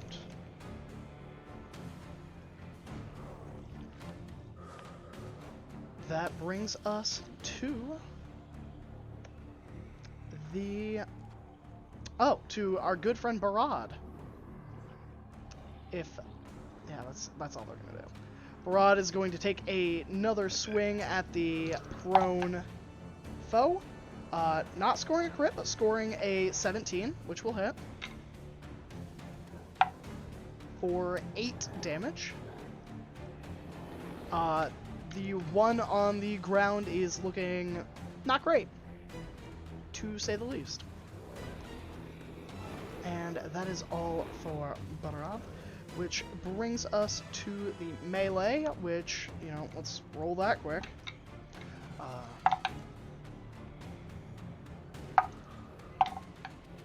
They know if anyone is attacking Beldis. Will do. Right now I'm doing the ones that are fighting the NPCs.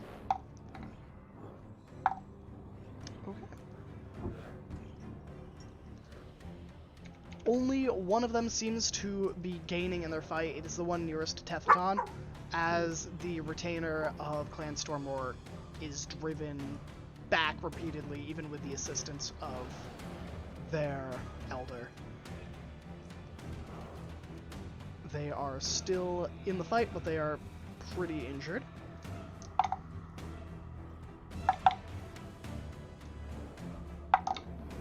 Alright, the two to the left, over here. The Clan Stormroar Leonin gain the upper hand as they both strike down their foes.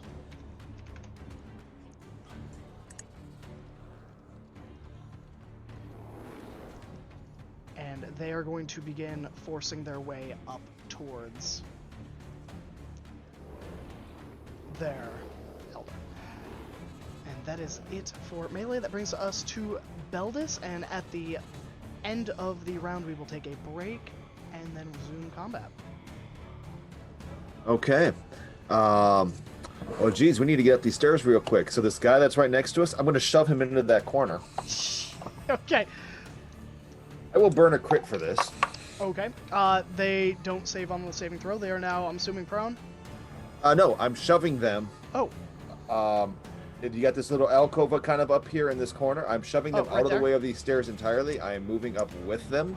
Okay. In fact, I will just move completely out of the way of the stairs so that it is totally open for all of our allies to try to get up there. And while I got him pinned kind of up against the wall with my shield, I'll just take that hammer and I'm just going to swing it on in there and see what we get. Sounds good.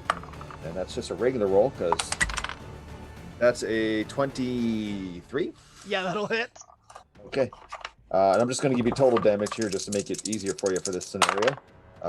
13 plus whatever my strength is 1, so 14 points of damage total. How do you do this? I have no idea because I just kind of shoved them into the corner with my shield, swung that hammer, and if they go limp, I'm just taking it. Yeah. You hear the sound of your hammer striking their armor, and you see like the flames kind of erupt from your hammer, smelting the metal into them as they just fall lifeless to the ground. Anything else? That was only 5. What was that? That was was 5, 10 feet 10 of foot movement, of. I think. Okay, well, if he went limp, great. Then I'm going to go 15, 20, 25 feet up this way. Okay, you will provoke an attack of opportunity from the one who is in melee right here. Take it. Okay. Does a 14 hit you? Surprisingly, no. Then you are good, my friend. Okay. That is. I'm not using a bonus action this turn. That's everything I got. Okay. River. Dwarves are surprisingly nimble going upstairs, so I am going to step over this guy right here, and I'm going to move the 20 feet up here Okay. to do a nice little attack on the one right there with my glaive. Okay. That is only a 10. That is not sufficient. The other one is higher than 20 That will to hit. hit, which is going to be a total of 10 damage. Okay. For a bonus action, I don't think I'm going to. Oh, I'm going to tell my lovely, lovely friend to get his ass right here. And no, right here. And then that's the attack of this guy right here. Okay. The one I was just attacking. No, and that's an at one. Yep. And that's it. All right. That brings us to Tethadon at the end of the round. Let's see, what is this? Oh, yeah. Tethadon slams his halberd into the back of the foe that he's kind of flanked. It doesn't look to be enough to be a killing blow, but it does drag the attention of this foe who's kind of driving his troop off kilter and kind of draw its attention. And you know what? Because I'm a kind of benevolent DM that you can't say never gives you anything, he's going to action surge and do it again. For a nat 20. As Tethadon slams his halberd down and... Yeah. And you just hear a sickening crunch as he uses the force of the downward slam to just drive this person into the mud.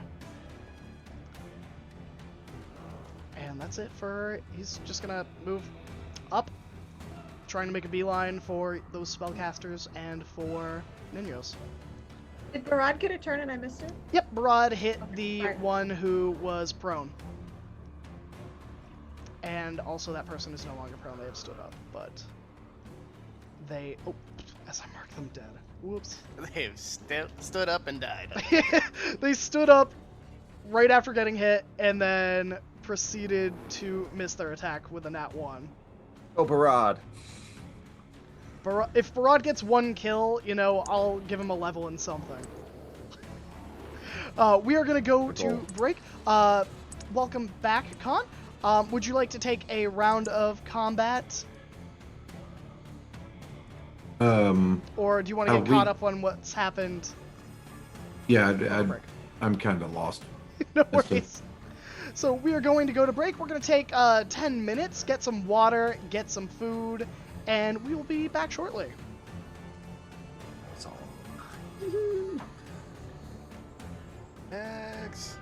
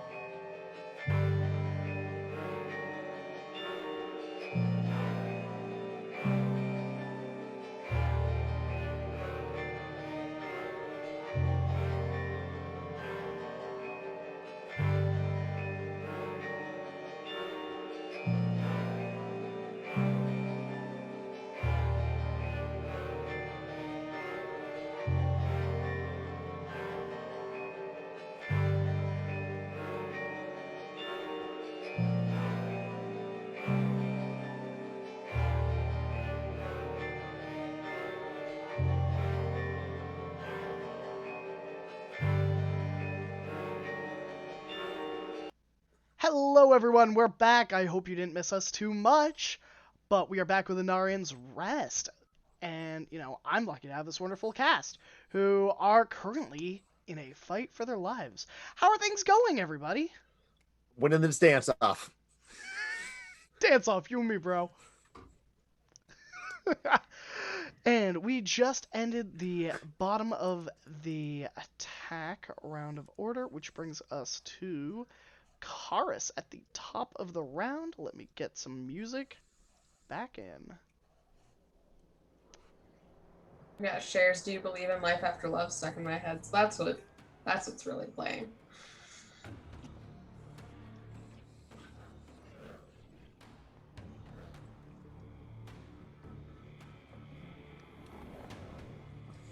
Okay, so first I'm gonna move up. Ah! Really love it if it just let me move my feet. I think there? Yeah, there. Gonna move there. And then because I have range. And I don't provoke attacks of opportunity because I'm 60 feet in the air. They cannot reach me. Correct. But now he and I can reach each other. But I'm coming for you. I think what I'm gonna do is this hold person, does it have to be a target? Yeah. Okay. I think it has to be a creature or... Cool. Still, I'm gonna center it on Mr. Sir there, Ninos. Okay. But because I'm upcasting it, I also can catch both of the other casters as well. Okay. Let me take a look at his spells. How many spell slots he has left? So he might be able to counterspell it, but I don't know if they can. Yeah. He has one. But if he counterspells it, it doesn't happen anyway. Correct. Oh, Because okay. it's only one cast. Oh. Which well is then. the top of the round. Anyway. You know what? He doesn't know what spell it is. Yeah, no, it's gonna go through him. He's going to roll a 16 on Wisdom. Alright, so he saves. I don't know if the other two save. Let's see. Hold person, when you cast it, you can target an additional humanoid for each slot above second, so you can get the other two, because they're within 30 feet. That is a 7 and a 9. Yes. So Got both of you. So they're both paralyzed, I believe, correct? Yes. They are now paralyzed for the foreseeable future. And this is a concentration for moi. Okay. And they can make a save at the end of their turns. All right. Anything else? Let me quickly check. I don't believe I actually have any bonus actions. Yeah, no, I've used my bonus action. So yeah, that's it. That's it for me. All right. That brings us to Maggie. You are up. Rue on deck. Okay. In an attempt to conserve my spells, I'm going to continue using my Thorn Whip cantrip. And I'm going to try to Thorn Whip. I'm going to see if I can do like a domino effect here. I'm going to Thorn Whip this guy right here. Okay, so that's Barad. That's your friend. This Oh, is that one, his? Okay. Yeah, this one This is... guy. That's what I meant. I meant that guy. I'm going to Thorn Whip him. I'm going to attack for 15 to hit. That will hit. Cool. That does 9 points of damage, and then drags him 10 feet toward me, which should drag him into his buddy. Describe how you do this. As they had 2 HP left. Each of them? Well, the first one did. The other one, I don't think has been hit this entire fight. Okay. Well, the first one, the thorn shows up right at the feet of his buddy, goes back, wraps around his neck, pulls him over, and just smashes him right on the face. And his brains just keep going. And then it slides into his friend's feet, and I don't know if anything happens to his friend since I just pulled him right into his friend. You know what? We'll say a dex save to stay on their feet. Otherwise, they'll be knocked prone. Does that I love sound that. fair? Sounds good. That is a nat 1. They go prone. Awesome. Right on top LOL. of their compatriot's dead body. And I'm gonna send my bee. My bee's just gonna attack from where I'm at. And he's gonna do flame sea, so he's gonna become a swarm and turn backwards, and sharp side forward is gonna go toward, I'm gonna just get this guy. Okay. That is a 18 to hit. That will hit.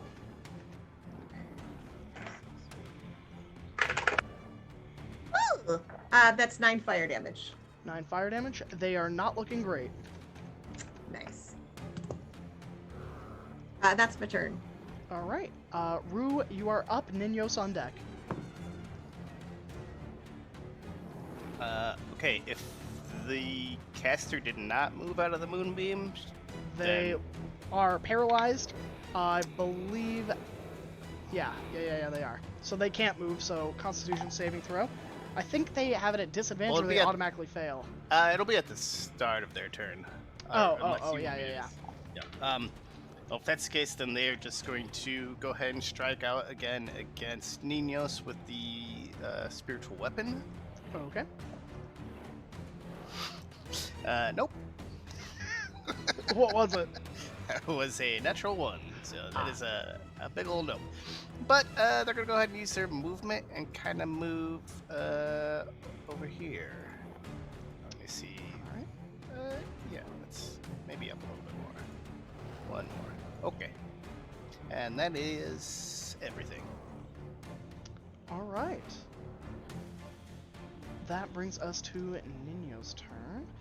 What is he gonna do? He's gonna...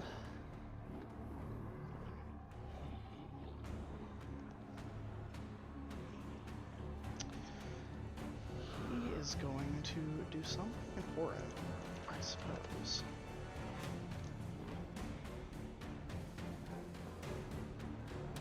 He eyes Tethaton as Tethaton is kind of moving his way. And he reaches into his cloak and pulls out this handheld mirror and he tosses it onto the ground, and the mirror begins to expand. Standing upright, almost landing perfectly, like when someone's flipping a cup, the goal is to get it right up. It flips and stands flat up and begins to expand to about 10 feet by 10 feet tall. And he begins laughing as he... if it lets me drag this on. There we go. Let's see if that worked. Roll 20 is frustrating sometimes.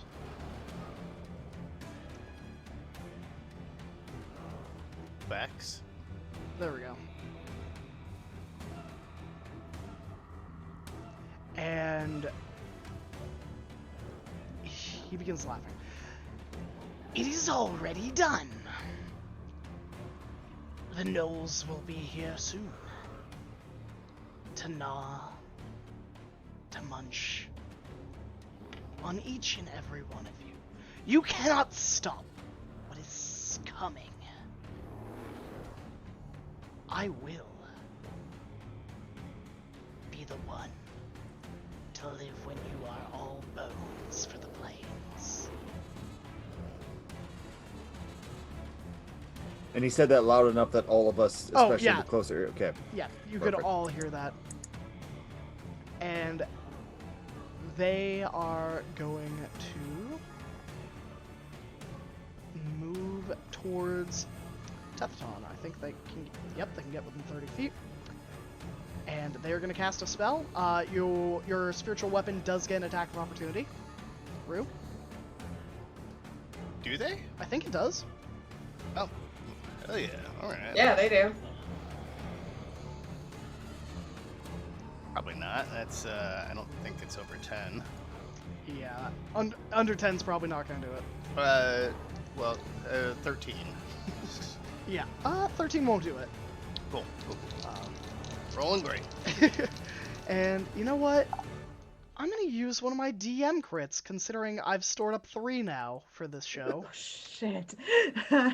And that energy from the same claw that is now mangled and kind of singed, he begins to chant, and it begins to static and glow again, as literally you can begin to see his fur and such peeling off with this electricity as he grabs Tethaton by the throat and electrocutes him for... Oops, let's drop my dice. For 17 damage. Sorry, 17 damage times 2. So, 34 electrical damage.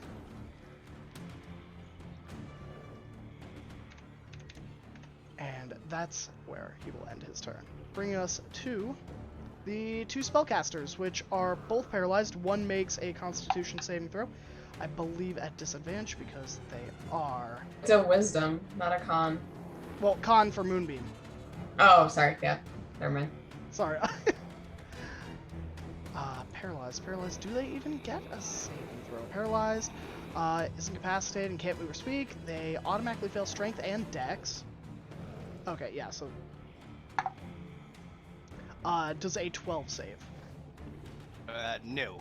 So that'll be total 6 radiant damage. Alright. And they can do nothing. So I'll roll the... What is the saving throw? Wisdom? Wisdom. Okay. Also 15.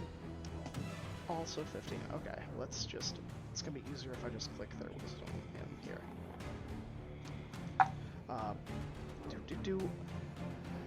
The one who's in the moonbeam does not save. The other one has a dirty 20 to save. So they save, and that's the end of their turn. Yep. And that is it for them. Which brings us to Butterad with a 13, who is going to charge the nearest prone enemy, as he has done this entire fight, for A11, which will not suffice, and that will end his turn. Which brings us to all the melee. Okay. Let's do that quick.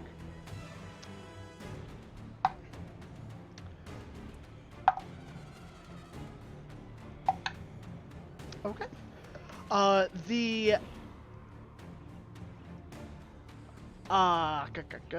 The Storm Roar troop in front of you that is near Fizzle and River is pierced through by a spear and falls lifeless. Wait. The enemy attacked this one right here. Yes. Have them re-roll at disadvantage because Fizzle has a reaction to make them roll at disadvantage. Okay. Well, you saved their life, changing the result of a nat 20 into a 3. Hell yeah. Nice. Fizzle is the true MVP of this fight.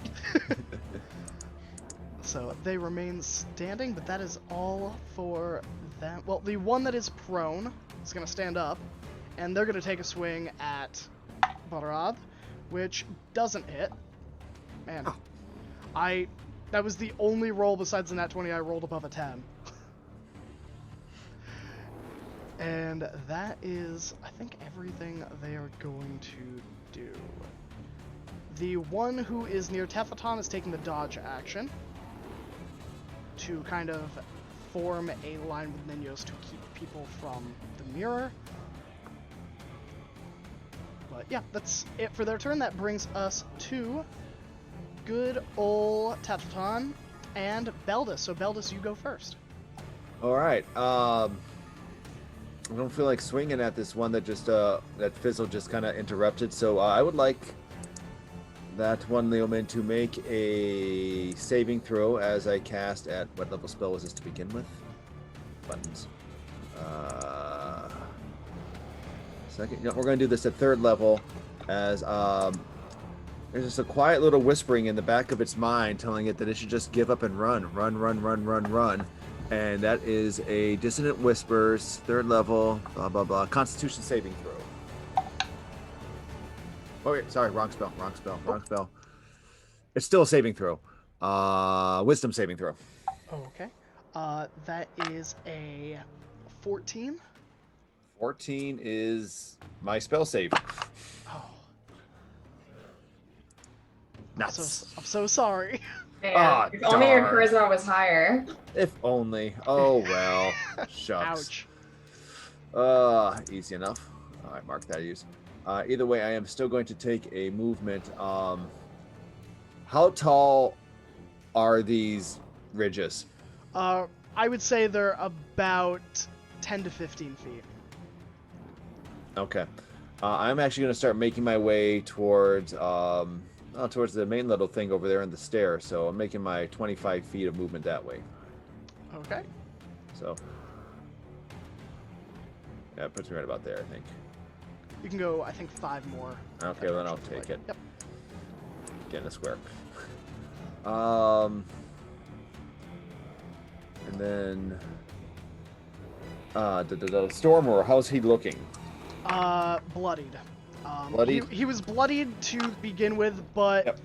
Never mind, I casted one spell, I can't cast a second. That's Yep. it. That's all I got. yeah, I was about to say, not looking great. Could maybe take one more Okay. hit of the nature that he just got hit with. Hopefully he doesn't. Yeah. All right. That brings us to, speak of the devil, Tethton, who is going to make a melee attack against Ninos. You know what? I can't say that I don't help you all. I'm just going to give a crit to Tethton. Why not? Okay. I'm feeling generous. If he's gonna die, he should at least go down swinging. Yeah. So he swings his halberd down, dealing 10 damage to Ninos as he kind of finally, at this point where Ninos is, like, literally grabbing him, channeling this electricity, he kind of drops the halberd, I think, and just slashes Ninos across the face. And that is it for his turn. Bring us to River. Okay, give me a refresh on who is not our ally. All on right, this map. anyone that looks like this token, Mhm. or this token, or this Is token. is this the jerk the square token, the one we have to deal with? Yeah, is that's the Ninos. head of- Then yes. Yeah. Okay, cool. Ninos looks Not bloodied. okay. So do you trust my math? I trust your math. Okay, because I'm about to do some bullshit and the math works. Okay. River casts a spell. Okay. That will be counterspelled. Oh, never mind. Fuck. Can I spend crits to negate Nope. your spell? Because Okay, then never it mind. gives me an MO to do it to you Damn. all. That's true. But Okay, it, never it mind. does waste his counter spell. to Exactly. make That is counterspell. the That's last true. third level Aw, spell fuck. slot he has. He is. That was gonna be really cool, but I allow the counter spell. It's fine. So my spell is countered, but I will still begin making my way in that direction, Okay. which is gonna be. I can't do. I don't like roll 20. I'm sorry. Then I'm just gonna move my 30 feet here. And tell my lovely Fizzle to attack. All right. That is a 20 dirty. That'll hit. Fizzle attack. Fizzle's a good boy. The Fizzle's a best. very good boy. That's only 5 damage. 5 damage. Okay. That's it. All right. That brings us to the top of the round with Karis. Let me roll for Goldeneth real quick. All right. Well, I'm glad that my rolls are on par with all of the melee people, not above a 10. So, So it's the guy under the moonbeam did not save, right? correct. They are He's still still paralyzed. He's still paralyzed, still under the moonbeam. Cool. I think what I'm gonna do, so I'm gonna Eldritch Blast the one that's looking real bad that saved from my whole person. Okay. And I'm also going to target the mirror. Okay. So you're targeting the mirror and the injured one. Yes, and the Got injured it. one. All right. With an Eldritch Blast. I am going to use the crit on the mirror. Okay. And I'm going to roll to hit the other guy. Okay. So to hit the other guy is a 17. That'll hit. Cool. And I crit the mirror. All right. With an Eldritch Blast. And so I will roll those damages. The mirror takes 19 damage. Okay. And that guy takes 10. How do you do this? So as Karis fires these Eldritch Blasts and they arc with that sort of, I guess, magenta colored magic streaking through the air, and they impact dead center both their targets, blasting the caster back into that sort of, I guess, still rocky outcropping and just shattering dead center into the mirror, either cracking it or possibly blasting through it. Don't know. So the spellcaster dead as a doorknob. The magic, as your Eldritch Blast connects with the mirror itself, the mirror cracks, and as it cracks, these cracks kind of begin to web along its glassy surface, and almost as if repairing itself, or it has some innate ability, it begins to repair those cracks almost instantaneously as this white silver light begins to shine out for a second and then kind of recede. The damage, however, has not been entirely repaired. Do I pay notice to that? Yeah, that's a freebie. This thing is Okay. like glowing and 10 feet by 10 feet. That's Yeah. perfect. I don't think it's something that you would need to roll for, considering this guy literally took an action to, or like a bonus action to toss this thing out, make a monologue, and Exactly. The nulls will be here. It's like, I'm pretty sure the mirror's the way the nulls are getting here. I'm gonna smash it. Yep. Nope. Perfect. Yep. But anything else for you, Karis? Nope, that is wait though. Actually. There we go. Yeah. I'm gonna go 50 feet in that direction, so hopefully I'm far enough away that he won't counterspell me if he even could. Nah, he still can, it's fine. He doesn't have any left. No, he doesn't.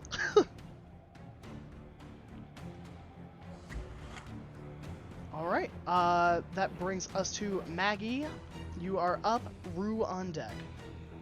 And Ninos looks pretty okay. Yeah, pretty okay. And the mirror healed, but like not Still, all the way. roll me, if you would like, anyone who would like, you can roll me a perception check. I assume this is like the big attention grabber, so I'm not going to penalize you for it.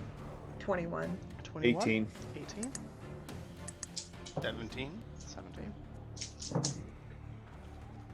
21. 21. Alright.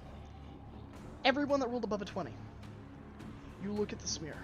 And you look beyond the surface, these scrapes, the scratches, the damage of the Eldritch Blast, and instead look further. What does this do?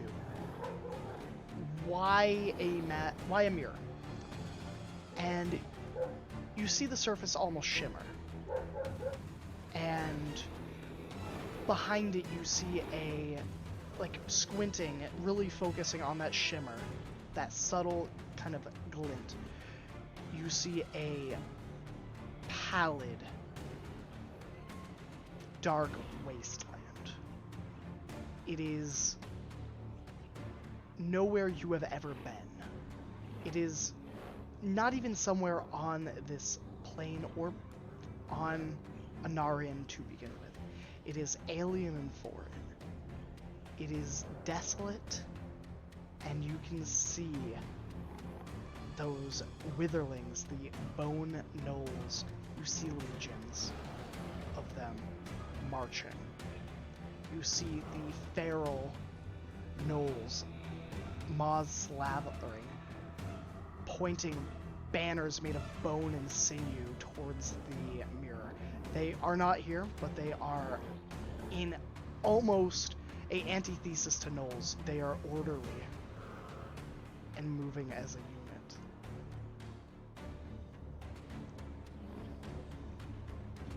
I'm glad I don't see that. I think that my response is going to be instinctual rather than strategic.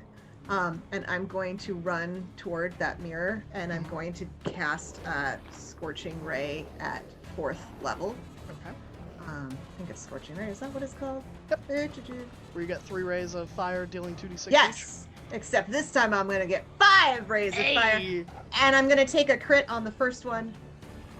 I'll even say this if anyone would like to lend crits.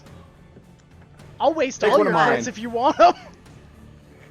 Waste all my crits? Well, then Well, I mean, you're not wasting them, you're using them, but I'm You're trying taking to one of whittle down mine. the numbers so you aren't all That like, is all I've right, got so- 9 crits on the board.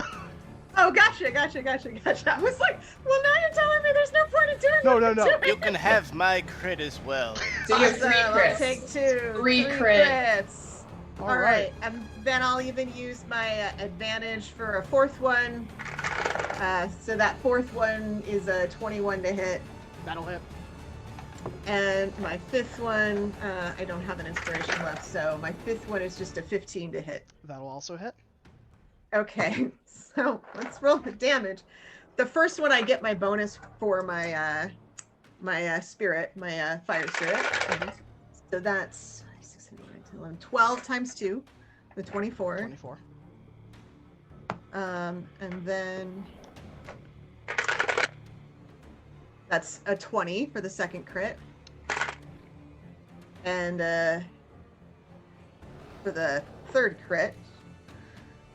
And now I'm just doing the regular ones. Ooh, that's a really good roll. An 11 for the second to last one. And a 7 for the one after that. So 2, 6, 8, 89, 93, 2, 4, 6. Wow. Okay. Can somebody else do the math? That's 24, 20, 12, 11, and 7. yeah. That's gonna be 85. Yeah. It's 85. Fire damage. 85 damage. The fire slams into this thing, heat meeting that shimmering, burning and scalding. You see one after another striking, giving it no chance to repair itself as it erupts. The glass shards hang still for a moment before stretching outward from the mirror. Shards breaking off, hanging in the air suspended. And Ninos lets out a cry. You fool! What have you done? Don't And they feel very begin to foolish, actually. And they begin to swirl around the mirror. Shards. Shout out to Raven, who designed this mirror boss. Love that. Boss. Okay. I'm fine and with Ninos getting pissed at something. It's usually that's fine. Yeah. He can be pissed.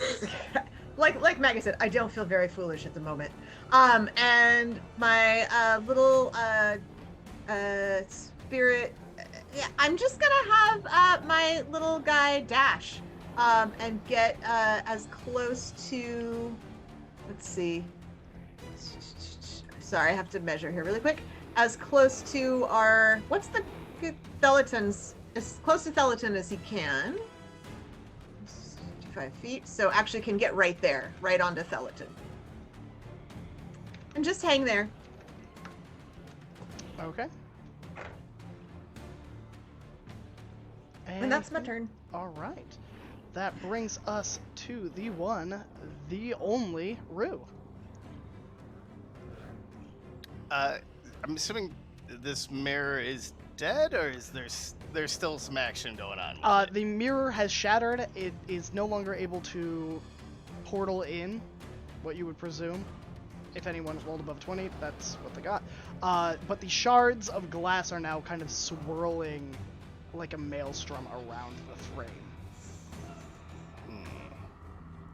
I made us a big boss. Okay. All right. Rue, with their action, they're gonna go ahead and move the moonbeam on top of what's his junk? Niños. Niños. And if he's a shifter, he has disadvantage on saving. I don't know if he's a shifter. It's possible. Who knows? He's boss. And then I think they're just gonna go ahead with the bonus action to swing at the mirror just to be safe. Okay. That sounds like a good idea. Let's just keep hitting this mirror until it stops moving. That is, I want to say that's 15 to hit. 15 will hit. Yes. Okay. That's one. I want a D8 plus a 4. That's not much damage. That's 6 force damage. Okay. And then Rue is going to go ahead and move. We're gonna get up next to River. Well, how high is this ledge up? It is about 10 to 15 feet. Yeah, you're already hovering at that. Okay, so Rue's now 5 feet off the ground. Right next to River. Oh, hey, bud. All right, anything else? That's everything. Wonderful. So that is Ninos with an 18. I rolled for the mirror. It has a 17. But Ninos needs to save first. That is a 15 for the moonbeam. That'll save. They're gonna take half though. 13. Was it 6? Yeah, we'll round up for them. Sure, 7. Radiant damage is what I was looking for. Yes. So that deals damage to Ninos. Ninos, isn't doing great with spells anymore. And will attempt to, he's got Tethadon in arm's reach. He's gonna try and shocking grasp. For a 6. And that doesn't work. And that's all Ninos does. The mirror begins to shudder and move. That maelstrom still hovering around, swirling like a maelstrom of instant death with the amount of glass shards included. And the frames begin to bend and shatter at the midway sections. And they straighten out almost like arms and legs as this golem of a mirror stands at its 10 feet height. It is... That's really cool. That's awesome. And, we're going to assign a number randomly to all of you. 1, 2, 3, 4, 5. Oh no.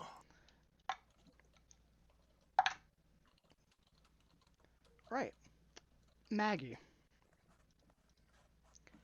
Let me get this music started up again. Jeez. I don't know how to put it on a loop. Oh, that's a shuffle. But, oh well.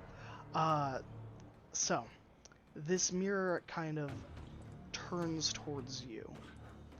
And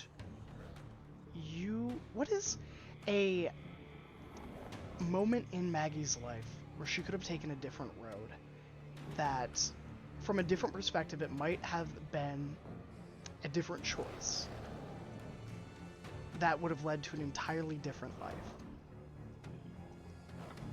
No one else sees this, so you could just describe what you see. You don't have to say the exact what step you took. I see myself packing with my parents. Their fur, mangy, they look weak. And I walk past my sister and my little niece, and I leave. And I think at that moment, I could have saved my niece. You see the appearance of you manifest, of a hero, someone who takes steps. I need you to roll a wisdom saving throw.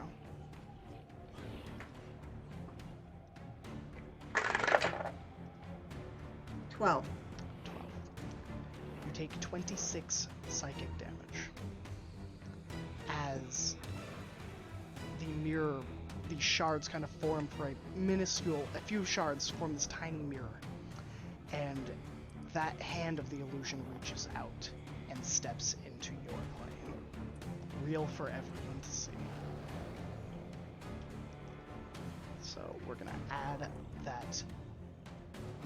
We'll call it Nega Maggie. As this clearly not Maggie emerges. Their eyes are like glass. Their smile, shards of glass. Jagged, pointed. But it is definitely Maggie. And that is its turn.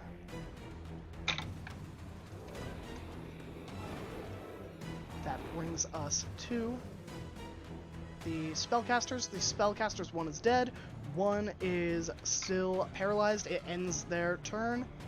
And a 6 wisdom. I don't think it's gonna save. Not save. Not save, so they end their turn. That brings us to Barad, who's gonna take a swipe. And they're going to hit for some damage, dealing 8 damage. Alright. And then the melee. There's not many left, so, that should be quick. Miss, miss, hit, miss. Okay. And then the one near Teflon takes a swipe and misses. Okay. That makes it real easy for me. The Storm Roar agent down here that was still kind of in the fight near the stairs does go down. Getting stabbed through quickly. One of the others that is down on the layer that has slain their foes kind of patches up and intercepts them before they can make a way towards you. And that will bring us to Beldis, then Tethaton on deck, then River. Okay. So, from what Beldis perceived, there was... The mirror kind of looked at Maggie and made a weird reflection version of Yeah. Maggie? Okay. Yep. Okay. I have this is a weird idea. Nothing's weird. No, this is a little weird. So I'm gonna cast. There's 3. They form a triangle. Sure, whatever. I have this weird logic in my mind why I'm doing this. Wait, I'm casting at 4th level blindness. Nega Maggie, Mirror Golem, Ninos all need to make Constitution saving throw. All right. Surprisingly enough, this mirror does not have immunity to blindness. I'm so lucky. You're so lucky. I like looked at it. I was like, huh. It's got a lot of immunities, but not to that. All right. That is a 6 from the mirror, a 7 from Ninos, and who was the last? Negamagi. Negamagi gets a nat 20. Okay, Nega Maggie can still see. The other two are blind for a minute with my concentration. Okay. Beldis has a few black tears dripping from his eyes from this. Okay, wow. I have no idea how that works in the long run, but I'm happy that worked out this time. And wow. I am going to just that's it. That is everything I put into this turn. I am staying right there. I am done for right now. Okay. That brings us to Teflon. He's going to take a swipe. And he does not hit, which brings us to River. Okay, so you said Ninos used a reach weapon? Ninos? Nope. He tried to shock and grasp. Okay, but was it Tethaton that used a reach weapon? Oh, yeah. And he is not wielding it at the moment. He dropped his halberd. But he did it up at Ninos, right? Yes. Okay, so the cool. halberd's right there on the ground. No, that means I can also reach. Yes. So I'm gonna go up. I am going to cast a spell. Are you doing anything? Nope. Okay, I'm gonna cast Branding Smite. Use a crit again. Yep. Hey, okay. Yeah? Because you have advantage with it anyway. Because they're blind? Yeah, but that's not a crit. That's fair. That's that fair. doesn't give you the double damage. That is correct. And I'm going to stab Ninos. Alright. Lethally or non-lethally? Very lethally. Okay. So that's the same as before. What kind of question is that? Yeah, come on. I'll always ask it just in case you forget. I will do the math. 3 plus 4 plus 9 plus 9. I got 2 9s. Plus 4. That is 34 points of damage on the first hit. Okay. He is still standing barely. And then I will attack again with my just a regular attack, which is a 16 plus 7. That will also hit. That is 9 damage. 9 damage. Let's see. Last legs. And I think he can move, but he can't attack on his turn unless I tell him to. So he's just gonna move next to Beldis. Okay. The melee person right here. Did Fizzle take disengage? No, but he might have enough movement to go around because he has a 40-foot move speed. Okay. Because he is within melee range of... Oh, but he is moving out of range. So yeah, he can take the attack off. Okay. It's fine. 4. I don't think a 4 is going to do it. No. Yeah, didn't think so. All right, anything else?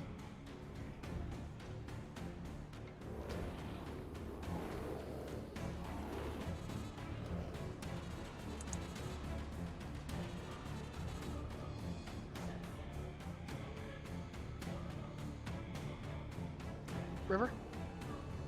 Oh, perfect. No, I shook my head no. Oh, sorry. Graham, I made a mistake. At the end of the blinded creature's turns, they get to make the Constitution save again. Oh, At okay. the end of it, yeah. Well, let's make those. Nat 20 for Ninos and a 7 for the mirror. That's at the end of their turn, so. Yeah. Yeah, okay. I just wanted to roll ahead of time, Oh, okay. so yeah. I knew. So that I can hurry us up. Bringing There you us go. to Karis. Okay. How is caster number 2 looking? And how is Ninos looking? Ninos, not, probably had the vast majority of better days. Other spellcaster, not bloodied. Not bloodied. Okay, okay, okay. Yeah, they look injured, just not visibly Well, since I'm thinking priorities, I'm just gonna And then the mirror's focus. also looking really bad. The mirror's also looking pretty bad. Oh, Yeah. cool. All right, so we're gonna Eldritch Blast, and we're gonna do the mirror and Ninos. Okay. All right, that is one of them's gonna hit for like 21. Okay. I choose Ninos to be the one that hits. Okay. And the other is gonna be like a 9. 9 will not hit the mirror. Don't think so. Cool. How do you don't even have to roll damage for Ninos, I'll tell you that much. Oh, great, He's fantastic. sitting at a healthy 1 HP. Oh, grand. So yeah, this the crackling bolt of that magenta energy just goes spiraling sort of through the air to like smack into him and sort of force him back from Tethaton. Like a punch in the jaw kind of hit, force damage, and sort of, let him fall back, splayed on the stairs. And anything else? Any bonus action spells? Nope, not at all. I'm gonna move though. So I'm gonna take some movement. And I'm gonna move. Yeah, we're gonna go up here. Okay. Because I can fly. I mean, that's fair. Maggie, you are up. Rue on Right. deck. So I think that Maggie, having seen this in the mirror and then seeing a version of herself step out, what's going to go through her mind is her niece several years later showing up on her front porch, now mangy and weak like her parents were, and overcome with that realization that she could have taken her with her to begin with. Maggie is going to disappear. And I'm going to use Hidden Step. Okay. And that's my turn. Okay. That brings us to Rue. Ninos lies dead, beaten on the steps. The mirror and the remnants of his forces. I'll give this to you all for free. With Ninos dead, I think you could probably assume the rest of his forces are going to rout or surrender. Fair. At this point, you have decisively won. The only thing remaining is the golem itself. Okay. Rue's just gonna go ahead and move that moonbeam on the caster anyways, because fuck them. Alright. She'll fly up like 10 feet and over 10 feet and kind of look at the mirror, look at the fake Maggie, look back at the mirror. It's like, boy, if you could only see yourself right now. And she's gonna go ahead and attack again with the spiritual weapon. But she's gonna transform it into a hand mirror. And fuck it, let's just use, I think it's my last crit.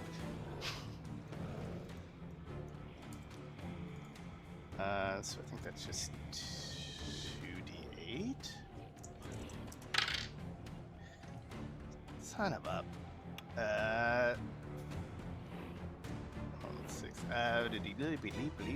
10 force damage. 10 force damage. Alright. The mirror, its frames are bent, broken, rent. As you strike, you see the illusory Maggie begin to flicker and kind of static, almost. As if the magic holding it is no longer maintaining that connection. And the whirling maelstrom of glass hovers for a second, then goes still before falling to the ground in a cascade of tinkling, chime-like sounds. And that's where we're going to end this session.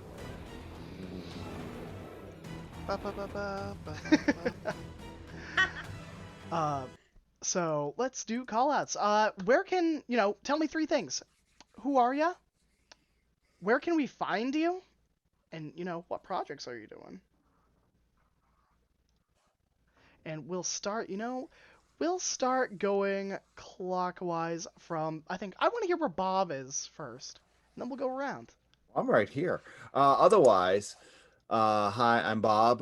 You can find me on the Twitch and the Twitter at Cyclor1eye.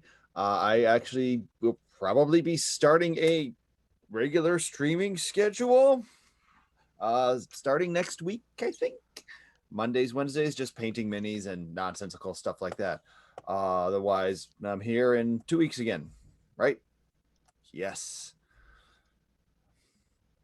And with that, I pass on to clockwise goes this way. That would be Jen. I think yes. Okay. I'm Jen, and you can see me here every other Tuesday.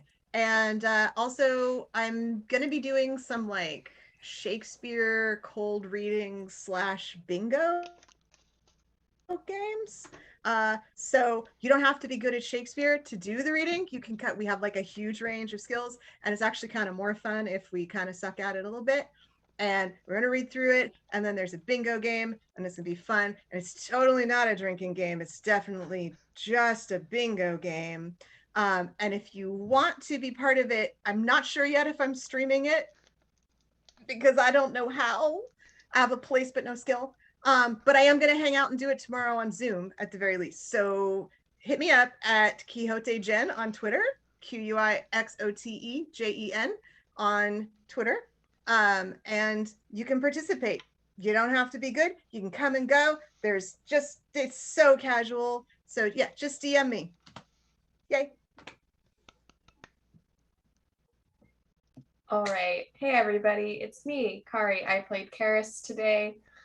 You can find me here every other Tuesday. You can also find me, again, here every Friday for the Goldshine Investigations stream. Otherwise, I probably don't exist. I mean, there's no proof one way or the other. So.